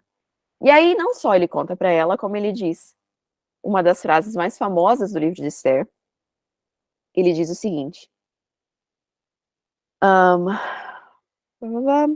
enfim, ele só fala para ali, no começo ele fala para insistir com ela que ela fosse a presença do rei pedir misericórdia em nome do seu povo. E aí a Esther fala para Mardoqueu basicamente assim, você tá louco? Essa sou eu parafraseando a Bíblia, tá bom? O verso 11, o verso 11, ela tá dizendo assim, Mardoqueu, você tá louco? Você não sabe que a lei é que se eu entrar, qualquer pessoa que entrar na presença do rei, rainha ou não, sem ser chamada, vai ser morta? Você sabe disso, meu filho, você quer que eu entre lá para quê? E aí ela ainda diz, eu não sou chamada à presença do rei há mais de 30 dias. Vamos voltar ao que a gente falou lá no começo. Para que nova linguagem da Fran nos dias de hoje. Vamos fazer essa tradução, hein? Vamos fazer acontecer. Você tá louco? Ela tá basicamente falando em questão sexual, tá? Eu não sou chamada para ir dormir com o rei há 30 dias. Vamos lembrar, esse rei estava sozinho há 30 dias? Estava dormindo sozinho, com frio? Não, esse rei estava dormindo com as meninas do harém, tá? Novamente a gente vê aqui o posicionamento de Esther enquanto rainha não deu para ela grande estatura na presença do rei. Ele continuou dormindo com as meninas do harém. Então ela não é chamada à presença do rei há 30 dias. E agora esqueceu que tem esposa, né, provavelmente. E aí o primo dela fala, entra lá na presença dele em nome do seu povo. E ela fala, você tá louco? Eu vou morrer. Você tá louco? Eu vou morrer, é o que ela disse. E aí Mordecai disse o seguinte, e aqui sim um dos versos mais famosos desse livro. Quando Mardoqueu recebeu essa resposta de Esther, verso 12, capítulo 4, mandou dizer-lhe, não pense que pelo fato de estar no palácio do rei, você será a única entre os judeus que escapará. Pois se você ficar calada nesta hora, socorro e livramento surgirão de outra parte para os judeus. Mas você e a família do seu pai morrerão. E aqui ele diz, quem sabe se não foi para um momento como este que você chegou à posição de rainha. No inglês, for a time like this, para um momento como esse, que você chegou à posição de rainha. Ele deu um sacode mesmo nela, Karina. Ele fala, você acha que só porque você é rainha, você vai ficar livre do genocídio? O dia que o dia chegar, na hora que o dia chegar, você morre e você acha que ele vai fazer o quê? Ele vai fazer outro concurso de sexo, meu amor. Ele vai escolher outra. Esther sendo rainha, ela basicamente não tinha perdido a sua posição de vulnerável. Ela continuava vulnerável. Enfim. Enfim, daí a Esther faz o quê? Ela manda uma resposta e fala assim, reúna todos os judeus em Suzã, façam um jejum. Não comam nem bebam durante 3 dias e 3 noites, e eu e minhas criadas também jejuaremos, e depois disso eu vou até o rei, ainda que seja contra a lei. E aqui a gente vê Esther. Esse aqui é o momento da reviravolta. É o momento que a Katniss aparece com a casa dela pegando fogo, assim, girl on fire. Ela fala, se morrer, morrerei. E é aqui que a gente vê Esther saindo de ser simplesmente a menina vulnerável, pavãozinho do império, para rainha Esther. Ela fala, eu preciso me posicionar, e é aqui que é o momento em que a gente vê ela tendo que escolher, eu vou ser a rainha persa omissa, como meu marido persa omisso, ou eu vou me posicionar enquanto mulher judia, e ela diz, corajosamente, se morrer, morrerei. Eu sou muito fã de Katniss Everdeen, gente. É uma trilogia muito bem escrita. Mas, ó, eu quero mais uma resposta aqui em relação ao histórico de vocês com o livro de Esther. Quando vocês escutam sobre o livro de Esther, vocês já ouviram falar que quando ela pede para eles fazerem um jejum, eles fazem jejum e oração e eles pedem a ajuda de Deus? Vocês já viram isso? Era assim que vocês ouviam? Aí os judeus buscaram a presença de Deus, buscaram a face de Deus. E aí acaba virando o verso exemplo para o que a gente tem que fazer nos nossos momentos de tribulação. E buscaram a presença de Deus. Tá, Bruna e a Bela falaram que não, mas a maioria diz que sim. Luana falou que não. Para quem tá falando que não, o que vocês escutaram dessa parte? A menção do jejum enquanto disciplina espiritual. Uhum. A Sabrina disse que fica subentendido. A Raquel disse como disciplina espiritual, mas não como intervenção divina. Então, é o seguinte, não diz em nenhum momento no texto que eles oraram. Isso é importante. Não diz jejum e oração. Geralmente, a gente conecta jejum com oração. Então, a gente já lê jejum e oração. Mas, não diz que eles oraram. Aliás, pequeno detalhe, uma das coisas mais conhecidas sobre o livro de Esther é que é o único livro da Bíblia que não faz menção de Deus. Não tem nenhuma menção de Deus. Nem enquanto personagem secundário, nem enquanto personagem de background, ele simplesmente não aparece.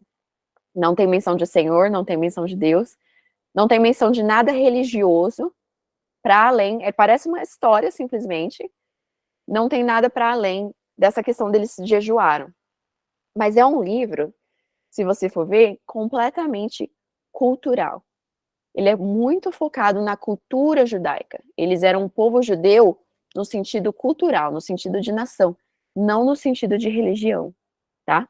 Então a gente não vê eles orando, a gente não vê eles pedindo a presença de Deus e a intervenção de Deus. Agora, Se eles estavam fazendo jejum, é claro de se supor que eles tinham um objetivo. E o objetivo do jejum geralmente era buscar a intervenção divina e a ajuda divina.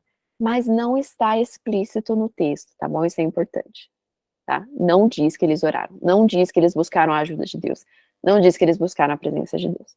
Tá? Eu só acho importante a gente fazer essa distinção. Bom,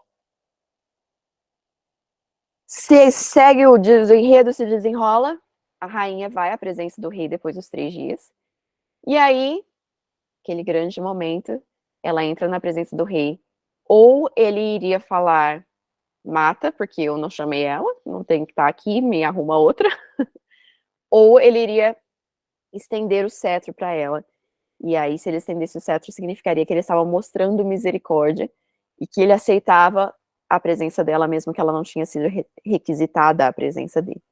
E é justamente isso que acontece. E aí, eu não sei você, mas quando eu era criança, eu pensava, por que a Esther não falou ali na hora o que ela queria? Porque ela entrou na presença do rei, e aí ela tem esse grande momento de se morrer, morrerei, ele aceitou, bora lá. Aí ela entra, e aí ao invés de falar, olha, tá acontecendo X e Y, o Amã é muito louco, ela fala, então, rei querido, amado esposo, tô com uma saudade, vamos fazer um banquete? E aí ela chama ele para um banquete. Um banquete que era para ter só ele e Amã. Note que o rei diz, o rei não só mostra misericórdia, como ele diz, o que você quer, Esther? Até se for metade do meu reino, eu te darei. E eu lembro que eu sempre ficava pensando, gente, por que não, por que não fala? Tá falando que vai te dar metade do reino, louca. Mas ela, não, vamos fazer um banquete. E aí ela chama ele pro banquete. E aqui eu acho que a gente já começa a ver o que eu falei da jornada do personagem, como ela começa a ser esperta, né? A gente não vê ela mais como o pavãozinho do reino, né? Submissa ao que o reino manda ela fazer. Ela começa a tomar as próprias decisões e as rédeas, por assim dizer. E aí ela diz: não, então, vamos lá fazer um banquete para você e para o Amã. E aí ela faz esse banquete. E aí ela leva eles para o banquete e tal, e eles vão. E o Amã sai completamente feliz e contente. Literalmente diz, naquele dia Amã saiu alegre e contente. Por quê? A rainha estava dando um banquete e ele era o único que tinha sido convidado para além do rei. Isso foi uma injeção no ego de Amã, né? Ele pensou, meu, eu tô no top do top, eu posso fazer o que eu quiser agora, que tanto o rei quanto a rainha me amam. E aí ele tá alegre. Mas a alegria dele acaba sendo devastada pela horrível situação de que uma pessoa se recusa a honrá-lo. Pensa num vilão estúpido. Porque eu, enquanto escritora, eu gosto de apreciar a boa escrita. E eu amo um vilão bem feito, sabe? Um vilão que tem uma motivação boa, uma motivação que vai lá na infância dele, que mataram alguém, sei lá, mataram a mãe dele na frente dele, aí ele virou vilão, saiu matando todo mundo, ficou muito psicótico, muito louco. Aí eu gosto, entendeu? Agora a Amã, meu, ele quer fazer um genocídio, porque o cara não quis honrar ele, é muita pequenez de caráter, né? Então não tem nada de bom nessa pessoa. E aí ele sai todo feliz, porque a rainha chamou ele pro banquete, e a alegria dele acaba no momento em que ele vê Mordecai. O cara tá obcecado por esse Mordecai. E aí, o que acontece? Olha a ironia, gente. Isso aqui vai ser tão bom. É uma grande reversão, é o nome disso. Ele chega para casa para sua esposa, Zeres. É importante que a Bíblia quis nomear essa mulher, tá? Que é uma mulher que vai aparecer aqui só 2 vezes. Para fazer. Uma das vezes que ela vai aparecer, ela vai ser profética. E uma das vezes para dar uma ideia ridícula. E aqui ela tá dando a ideia ridícula, Zeres. Não esquece esse nome, não bota o nome da sua filha, tá bom? Sem ofensa, se a tia de alguém chamar Zeres. Mas aí Zeres fala assim, sabe o que você podia fazer? Você podia fazer uma forca, mas você faz uma forca grande. Você faz uma forca bem alta. E o tamanho dessa forca, gente, era assim, absurdo, é ridículo, é pra ser cômico mesmo. É uma forca desnecessariamente alta. Por quê? Porque a Amã quer mostrar o tamanho do ego dele, entendeu? É aqui, eu vou matar esse Mordecai, mas vou matar ele lá de cima, e ele vai ficar tão alto que as 127 províncias vão ver o homem morto. Então a Iséris tem essa ideia maravilhosa. E aí ele vai e ele faz essa forca, constrói assim do dia para noite o negócio. E aí ele constrói essa forca para matar Mordecai. E aí fala, a Amã mandou, a sugestão agradou a Amã e ele mandou fazer a forca. Segue o bonde. Naquela noite, gente, aqui essa reversão começa a ficar tão bom esse negócio, e já é 9h20, 11h20 para você. Mas vamos seguir, gente, vamos ficar aqui até meia-noite, porque o trem vai ficar bom agora. Aí, o que acontece? O rei estava dormindo, agora a gente chamado, pensa novamente, vamos imaginar a peça teatral, agora a cena é no quarto do rei. O rei tá dormindo, sozinho, tá? Não imagina ele com o Esther, não, a gente já estabeleceu que ele não dormia com o Esther. O rei tá dormindo sozinho lá no seu quarto, e aí ele não consegue dormir. Ele tem uma insônia, olha que coincidência, o rei tem uma insônia. E aí ele fala, estou com insônia, tragam-me o livro das crônicas para ser lido na minha presença. Agora, gente, o livro das crônicas, vocês acham que era crônica de quê? Era a crônica do rei. Então era provavelmente o livro assim. E então o rei Assuero ganhou tal batalha. E então o rei Assuero ganhou tal batalha. E então o rei Assuero ganhou tal batalha. É isso que ele quer ler, que seja lido para ele, né? Olha que homem incrível. E aí trazem para ele. E aí o que acontece? O foreshadowing que eu falei para vocês que era importante. Olha o que acontece. Eles trazem para a presença do rei o livro. E no livro é lido para o rei que um certo homem chamado Mordecai tinha salvado a vida do rei por causa daquele sisteminha lá da conspiração. E aí o rei fala assim, mas peraí, esse Mordecai, o que foi feito para ele? Para agradecer essa fidelidade dele. E aí os caras falam, não foi feito nada, nada, na verdade, a gente não fez nada para ele, não. E aí o rei, a gente tem que entender que no Império Persa, eu espero que vocês nunca tenham assistido Game of Thrones, tá? Eu não estou falando para assistirem Game of Thrones, não assistam Game of Thrones. Mas a ideia desse Game of Thrones, que é o jogo de tronos, é o seguinte: tem um cara no poder, alguém mata o cara no poder. Aí sai esse cara do poder, entra outro cara no poder. Aí alguém vai lá e conspira e mata esse cara no poder. E aí fica esse jogo de tronos. Quem que vai estar no poder é quem mata o outro, entendeu? E aí é isso que acontece nesse tipo de império. A gente viu que é tudo muito rápido. Uma pessoa mata a outra, já virou outro poder, já é outra pessoa que está ganhando. Então, nesse tipo de governo, se uma pessoa ouvia de conspiração e aí ela falava para o rei, ó, vai ter a conspiração, ela tinha que ser publicamente honrada para que ela servisse de lição, por assim dizer, para que todas as conspirações chegassem até o rei. Entendeu? Porque fala, Mordecai ouviu da conspiração, ele ganhou dinheiro, ganhou louvores, ganhou honra, então eu ouvi dessa conspiração, eu vou levar para o rei. Era assim que o rei se mantinha no poder, porque ele descobria as conspirações. Por isso que o rei está falando, a gente precisa fazer alguma coisa para Mordecai. Não é que o rei era bonzinho e falou, nossa, precisamos agradecer Mordecai. Não, ele estava simplesmente falando, ó, se a gente não agradece Mordecai, o próximo que escuta a conspiração vai deixar me matar, então bora fazer alguma coisa para Mordecai, tá? Bom, aí, gente, coincidências. E é aqui que a gente vê a mão de Deus no livro de Esther inteirinho, tá? A gente chama de a soberania oculta de Deus no livro de Esther. Porque ele está orquestrando todos os detalhes. O rei não conseguir dormir naquela noite é a mão de Deus, gente. E aí eles trazem, Mordecai ouvindo a questão lá, foi a mão de Deus, vocês vão ver. E aí o que acontece? Amã, ele tá ali na porta do palácio, esperando para entrar e falar, rei, eu tive uma ideia aqui. Eu construí uma forca alta pra caramba, e eu queria matar um carinha chamado Mordecai, pode ser? E ele imaginou que o rei ia falar, claro que pode ser, meu amado, e você pode fazer tudo que você quiser, você é o meu segundo, você vai com Deus. Então ele vem cheio de certeza que vai dar certo, entendeu? E aí ele entra na presença do rei para pedir para matar Mordecai na forca, tá? Fica com isso em mente. E aí o rei fala assim, irmã, já que você tá aqui, faz favor para mim. Eu tava aqui pensando, o que você acha, sugestão assim, joga aí para mim, o que você acha da gente fazer, se a gente fosse honrar alguém, se eu quisesse honrar alguém, o que você acha que eu devia fazer? E aí a Amã fala, nossa, esse rei tá fazendo uma pergunta retórica, ele vai me honrar e ele tá perguntando pra mim o que eu quero. É igual quando eu falo pra Vesper, se você fosse dar um presente pra alguém, o que você daria? E aí ela fala, e eu comprei ela no aniversário dela, Era isso que a Amã achou que estava acontecendo. E eu amo que o autor... Gente, eu tô ficando doida, porque tá tarde. E essa história é muito usurpadora, entendeu?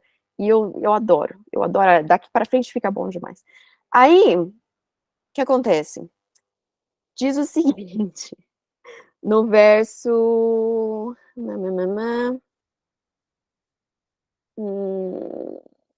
6. E Amã pensou consigo, a quem o rei teria prazer de honrar, se não a mim? E isso é interessante porque geralmente essas narrativas históricas, é a 10ª vez que a história fica boa, é que essa história inteira é boa. As narrativas históricas geralmente não dão insight do que as pessoas pensam. Tanto que a gente falou que eles são ambíguos, que a gente não sabe se Esther ficou triste, se Esther ficou feliz, a gente não sabe se Mordecai, por que ele não quis honrar Amã. Mas aqui, o autor quis dar esse insight de Amã. Amã pensou isso. Por quê? Para ficar ainda mais gostoso quando ele quebra a cara, entendeu? Porque realmente é o que eu falei para vocês, esse autor, ele era judeu, ele está escrevendo para judeus, ele quer pintar Amã como o homem mais ridículo de todos, tá? Então ele fala assim, aí a Amã pensou, tem que ser eu. E ele dá esse insight. E aí a Amã fala assim, bom, o que eu faria? Eu acho que o rei deveria pegar as vestes reais, botar nesse homem, e aí botar ele no cavalo real, fazer um trajeto dele pela cidade inteira, falando, este é o homem a quem o rei quer honrar. E aí, você tem que imaginar que é basicamente, ele estava pedindo algo muito grande, tá? Pedir para colocar a roupa do rei no cavalo do rei era basicamente dizer, eu sou praticamente o rei. Então era um pedido alto, era um pedido ambicioso. E aí a mãe... Então, parece pra gente uma coisa idiota, mas era a mesma coisa dele, pensa, o presidente dos Estados Unidos fala para alguém, ó, o que você quer fazer? E a pessoa fala, eu quero andar no Air Force One, que é o avião do presidente dos Estados Unidos. É tipo uma coisa que só o presidente pode fazer. Então era um pedido muito ambicioso. E a Amã faz na certeza de que é para ele. E aí o rei fala o seguinte, verso 10. O rei ordenou então a Amã. Lembra que a Amã queria entrar para pedir o quê? A morte de Mordecai. Então tá. Verso 10. O rei ordenou então a Amã, vá depressa apanhar o manto e o cavalo e faça ao judeu Mordecai o que você sugeriu. E ele ainda fala assim, e não omita nada, hein? Não é para omitir nada do que você falou, é para fazer tudo o que você falou. E aí, gente, toda vez que eu leio isso, eu imagino, vocês assistiram a Usurpadora? Assistiram, todo mundo que cresceu na minha época assistiu a Usurpadora. A hora que fazia o zoom na cara deles, e aí eles faziam aquela musiquinha assim, tananana. É exatamente, é exatamente isso que está acontecendo aqui. Imagina a cara de Amã na hora que o rei vai lá fazer para Mordecai. E aí ele vai, porque ele não tem escolha, não tem escolha. Então ele começa o dia achando que ele vai matar Mordecai na forca alta, e agora esse dia tá indo muito de mal a pior, porque agora ele tá passando com Mordecai, ele está levando Mordecai e falando, este é o homem a quem o rei quer honrar. Olha a ironia, vê se não é um livro cômico, gente. E aí, beleza, segue o baile. Quando isso acontece, obviamente a Amã fica doido, pirado na batatinha, ele vai para casa. E aqui vem Zeres de novo, ó. Só que agora Zeres vai ser profética. Olha o que Zeres diz.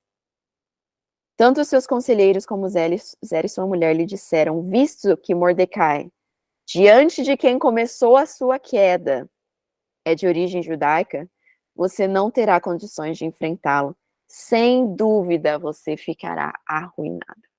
Eles fazem essa declaração profética, e aí diz imediatamente, quando eles estavam ainda conversando, chegam os guardas para levar eles para o segundo banquete da rainha. Que a rainha tinha pedido o segundo banquete, esqueci desse detalhe também. E aí, veja que escrita, gente. Eles estavam falando ainda, ó, você vai ser arruinado, e eles batem na porta. Vamos lá, é hora de ir para o banquete da rainha. E aí eles vão para o banquete da rainha. Aí eles chegam no banquete da rainha, segundo dia. O rei já tá feliz, né? Eufemismo para bêbado.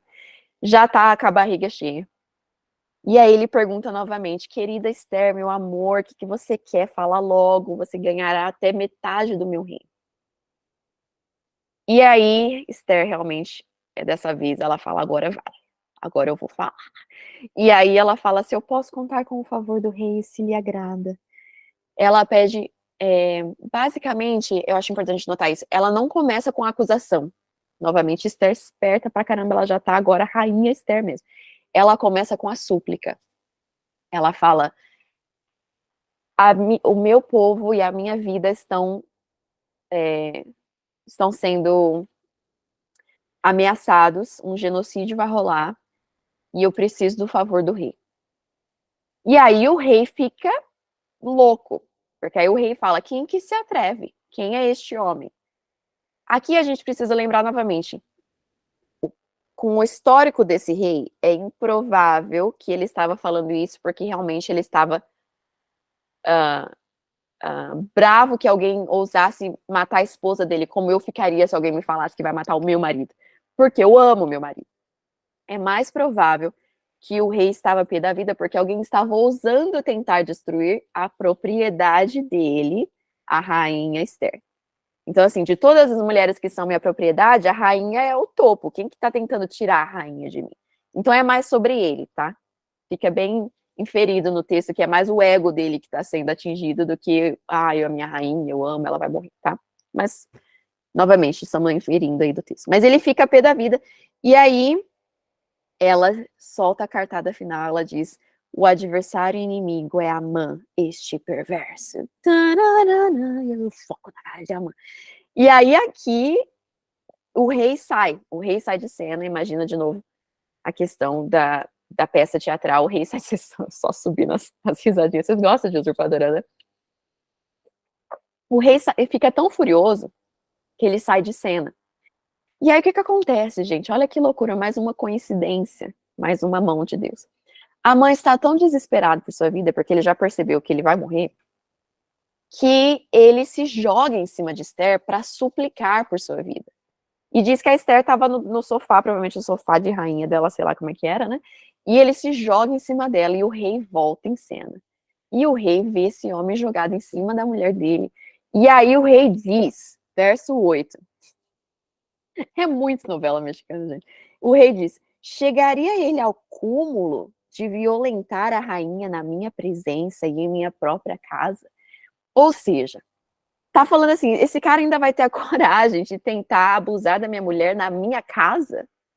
E aí, os comentaristas vão dizer, das duas, uma. Ou ele realmente acreditou que era isso que estava acontecendo, que é muito provável, né? Porque o cara ia tentar abusar da rainha nesse momento mais improvável de todos. Alguns comentaristas vão dizer que é possível que o rei enxergou ali uma justificativa legal, ou seja, de lei, para matar a Amã. Esse louco aqui tá tentando abusar da rainha, é para matar ele agora, é traição instantânea. Então pode ser, novamente, estamos inferindo, comentaristas divergem, tá? Pode ser que ele tenha feito uma questão de mais de ter usado mesmo esse momento e falar: pronto, aqui eu tenho algo no qual eu posso acusar esse homem diante dos oficiais, que ninguém vai querer discutir comigo porque que você matou o segundo no reino. Matei porque o louco estava tentando abusar da rainha na minha presença, tá? E aí, com isso, ele fala que precisa matar, e aí, imediatamente eles cobrem o rosto de Amã, ele vai morrer. E aí, olha só que interessante. Verso 9. Um dos oficiais do rei, chamado Arbona, o cara teve até o nome colocado na história do povo, de tão brilhante que foi esse insight dele, que estava a serviço do rei, disse: há uma forca de mais de 20 metros, da altura junto à casa de Amã, que ele fez para o Mordecai, aquele que intercedeu pela vida do rei. Sabe aquele lá que salvou tua vida? Então, o Amã fez uma forca para ele. Ele só fala isso, ele nem sugere, ele só fala. E aí o rei fala: enforquem-no nela. Ótima ideia, vamos usar. Assim, Amã morreu na forca que tinha preparado para Mordecai. E a ira do rei se acalmou. Olha que reviravolta, gente. Que reviravolta. Esse homem começa o dia achando que ele é o tal, e ele termina o dia morto na própria forca que ele fez pro cara que virou o tal. É uma grande reversão. Esse é o grande tema do livro de Esther. A grande reversão. O que começa de um jeito termina completamente de outro. Só que aqui é onde a gente esperaria que o livro terminasse. Poxa, o vilão morreu, acabou a história. Geralmente as histórias terminam assim. Só que a gente vê que, poxa, tem mais 3 capítulos dessa história, pra quê? Porque é o seguinte, a lei que era criada por um rei persa, um decreto que era criado por um rei persa, ela não pode ser revogada. Eu não sei se vocês lembram da história de Daniel, quando diz que o rei descobriu que Daniel ia ser morto por causa da lei.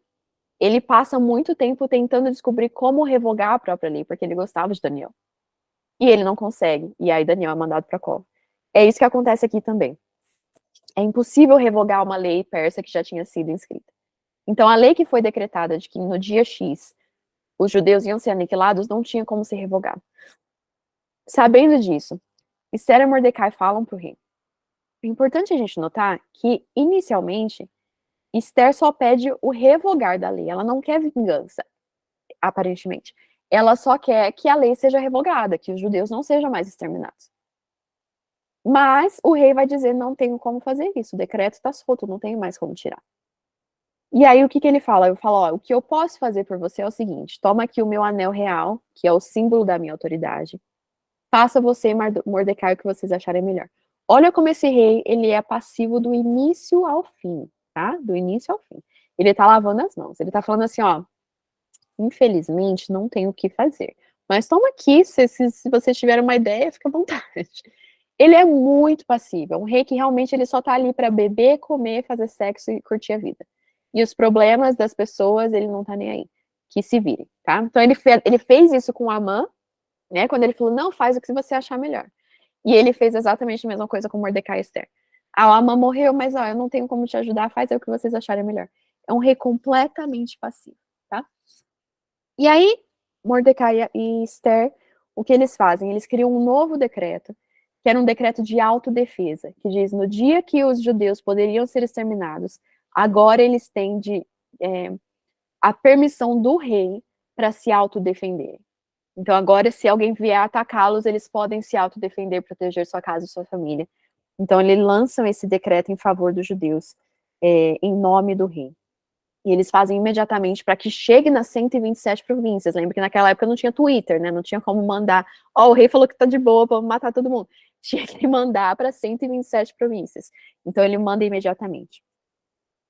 Bom, aí a gente vai ver no capítulo 9 essa grande vitória dos judeus, que os judeus, então, eles acabam tendo vitória sobre os seus inimigos. Aqui, gente, tem uma questão muito controversa, que é o seguinte. Vai dizer o seguinte, na verdade, o capítulo 9 e 1, então a Ellen está dizendo que muitas vezes quando esse livro é ensinado, a Assuero ele é mostrado como um herói, como um bonzinho que ajudou os judeus, que amava Esther, que protegeu Esther. Na verdade, é um completo passivo, que estava assim, whatever, se vira. Eu acho que a melhor descrição de Assuero é a cena em que ele assina o decreto do genocídio e vai beber com o amigo dele enquanto a cidade está em pânico. Era o tipo de rei que ele era, tá? Bom, mas aí o verso 9, capítulo 1, na minha opinião, o grande resumo do livro. Então, se você tem aí uma marcação, faz uma estrela, uma marcação. Capítulo 9, verso 1 é o sumário do livro de Esther. Diz o seguinte, naquele dia, os inimigos dos judeus esperavam vencê-los, mas aconteceu o contrário. Os judeus dominaram aqueles que os dominavam, reunindo-se em suas cidades em todas as províncias do rei para atacar, buscavam destruição e ninguém conseguia resistir. Então, o 9:1, que basicamente diz, aqueles que iam morrer conseguiram vitória. A grande reversão que a gente vê vez após vez, após vez, após vez no livro de Esther. Né? A menina que era vulnerável vira rainha e salva o seu povo. O cara que era o primeiro depois do rei morre na própria forca. O cara que era para ter morrido vira o primeiro depois do rei. É reversão atrás de reversão atrás de reversão. Esse é o grande tema do livro, tá? Então a gente vê aqui no dia que os inimigos iam vencê-los, eles receberam vitória. Para quem está perguntando qual que é a tradução aqui da minha Bíblia é NVI, tá? Nova Versão Internacional.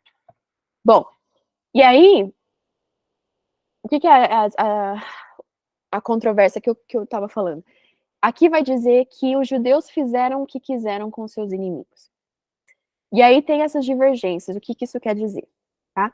Tem gente que tem comentaristas teólogos que vão dizer que eles simplesmente se defenderam, que as pessoas que tentaram atacar, como se alguém entrasse na minha casa tentar me atacar, e eu vou lá e mato ela, se a justiça for correta e for bem feita, eu não deveria ser presa, porque eu agi em autodefesa.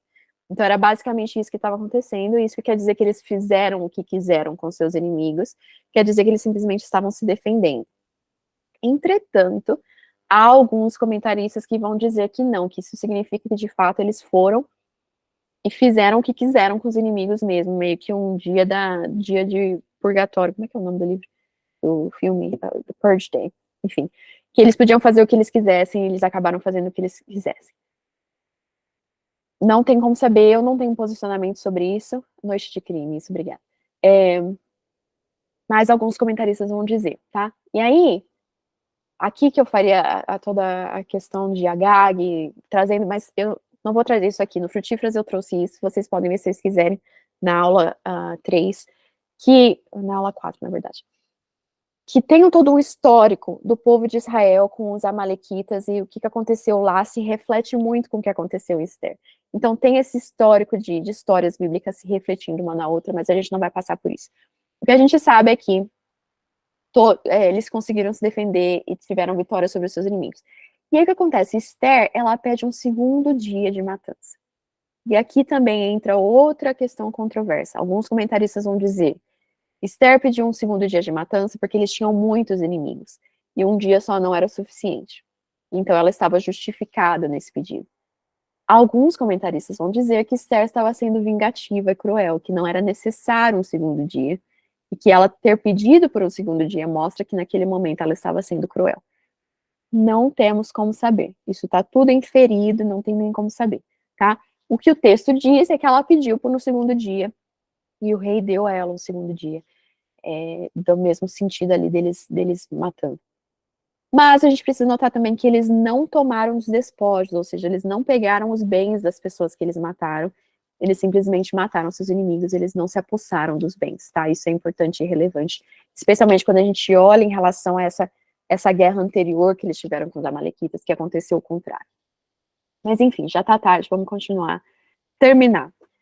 O livro termina falando essa grande reversão em que termina ali no capítulo 10, a grandeza de Mordecai, que agora passou a ser um dos homens mais importantes, e diz que todos os atos de força, do poder do rei, né, e a grandeza de Mordecai, foram colocados no livro das crônicas, e que ele era o segundo no reino, depois do rei, e que ele era um homem muito importante e muito amado pelos judeus, e que por causa deles, e do trabalho que ele fez, os judeus tiveram grande paz.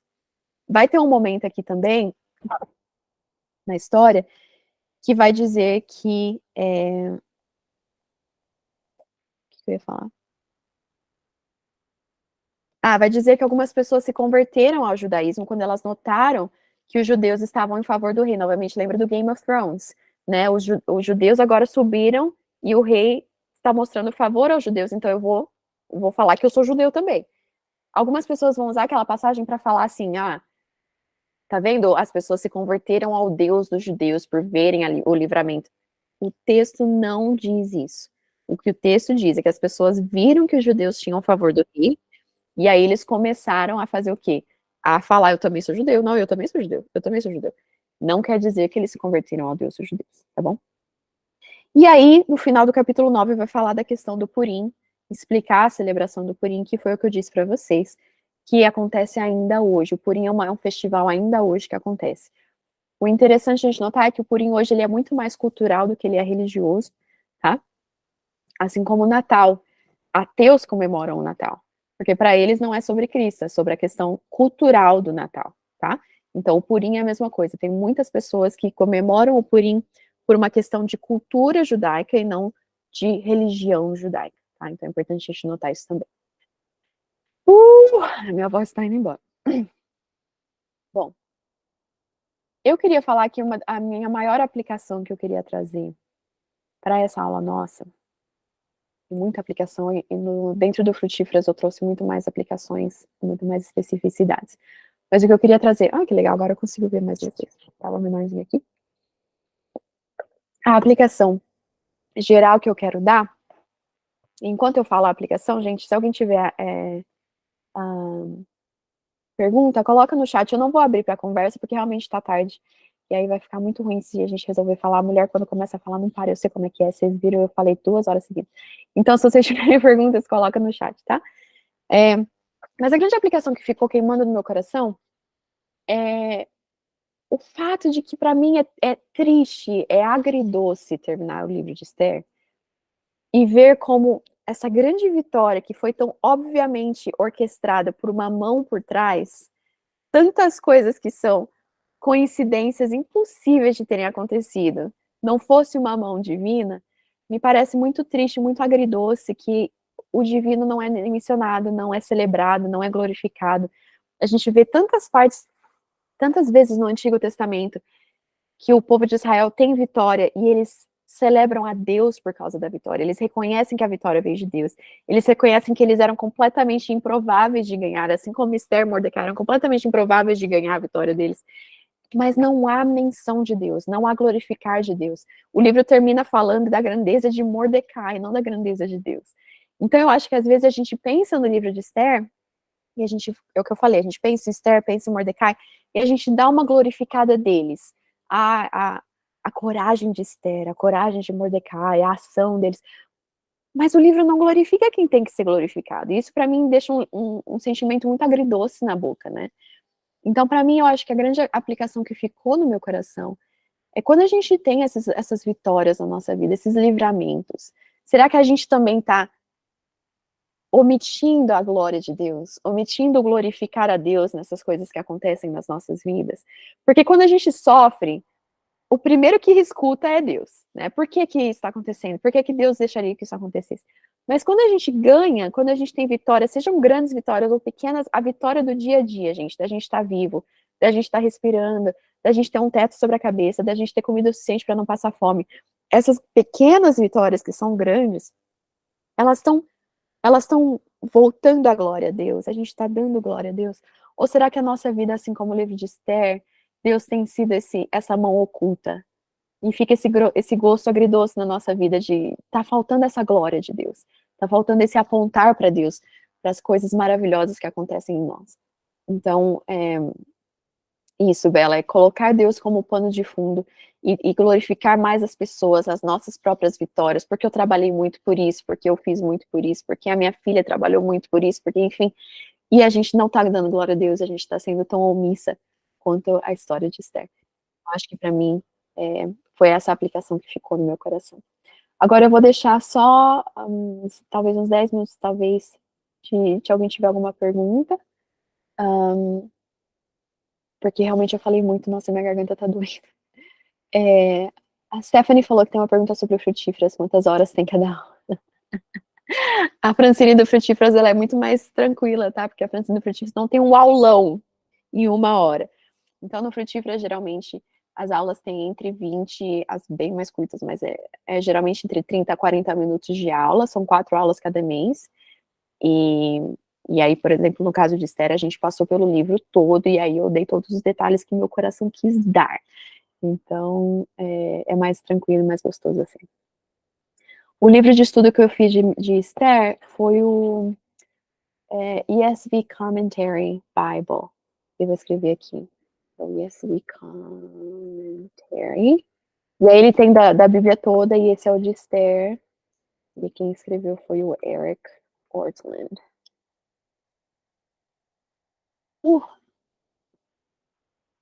Mais alguma dúvida, gente, que ficou do livro?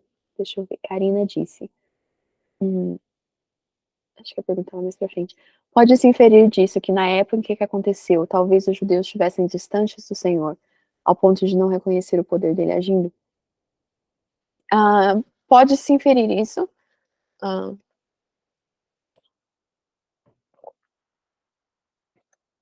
A gente não sabe exatamente, assim, eu.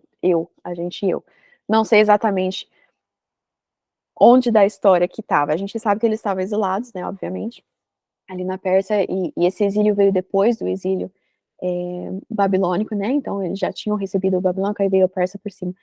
E o interessante de notar é que o rei Dário, ou Dario, ele já tinha feito um decreto que os judeus podiam voltar para Jerusalém. Então, é muito interessante notar que Mordecai estava ainda, ele tinha escolhido ficar na Pérsia, porque ele podia ter voltado para Jerusalém. Então, os judeus agora eles não estavam mais obrigados a ficar na Pérsia.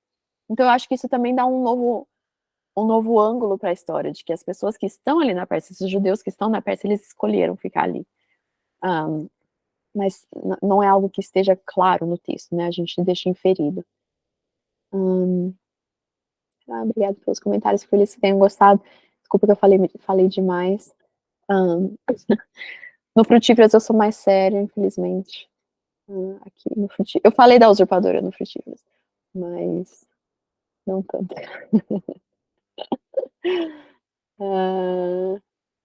Então, exatamente, quando a Stephanie falou que quando ela aprendia, todo mundo finalizava a história quando é assinado o decreto, né? O Felizes para sempre, o rei, todo mundo foi salvo, acabou.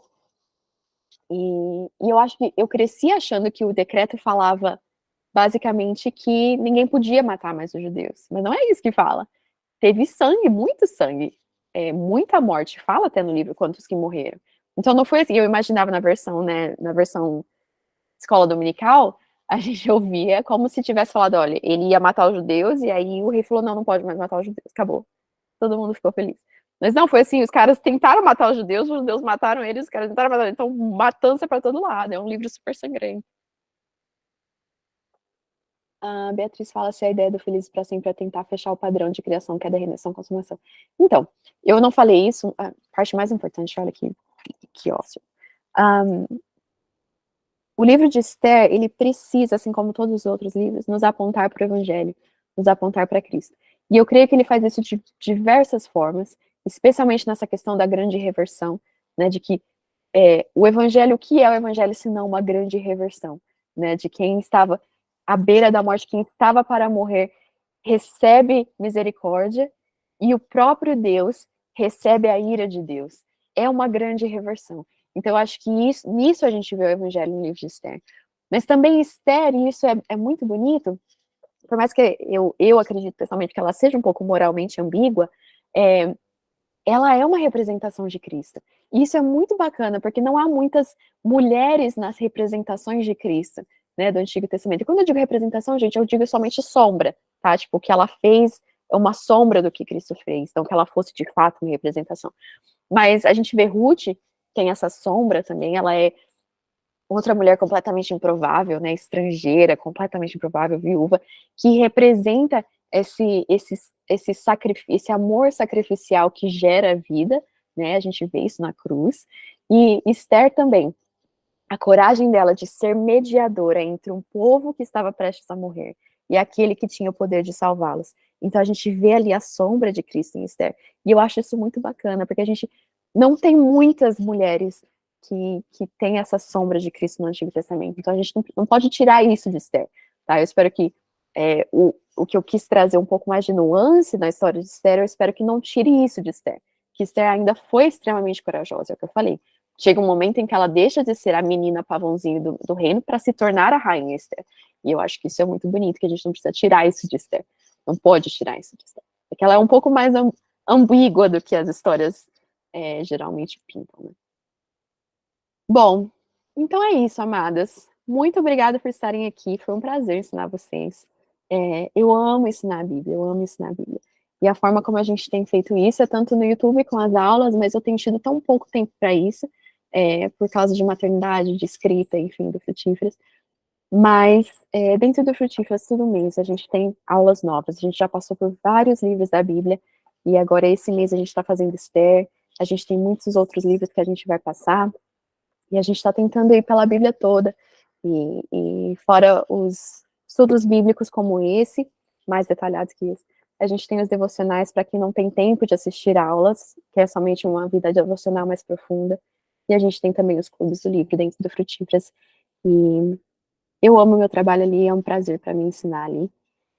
Então é isso. Sim, Stephanie, o Frutíferas ele é como o Netflix, tá? Você entra, você tem acesso a todas as aulas que a gente já teve desde julho do ano passado. Então, são muitos livros da Bíblia, e muitos ainda que Deus permitindo a gente vai continuar estudando. Tá bom? Obrigada por estarem aqui, queridas. Tenham uma boa noite, E vão dormir porque tá super tarde aí. Um beijo. Tchau.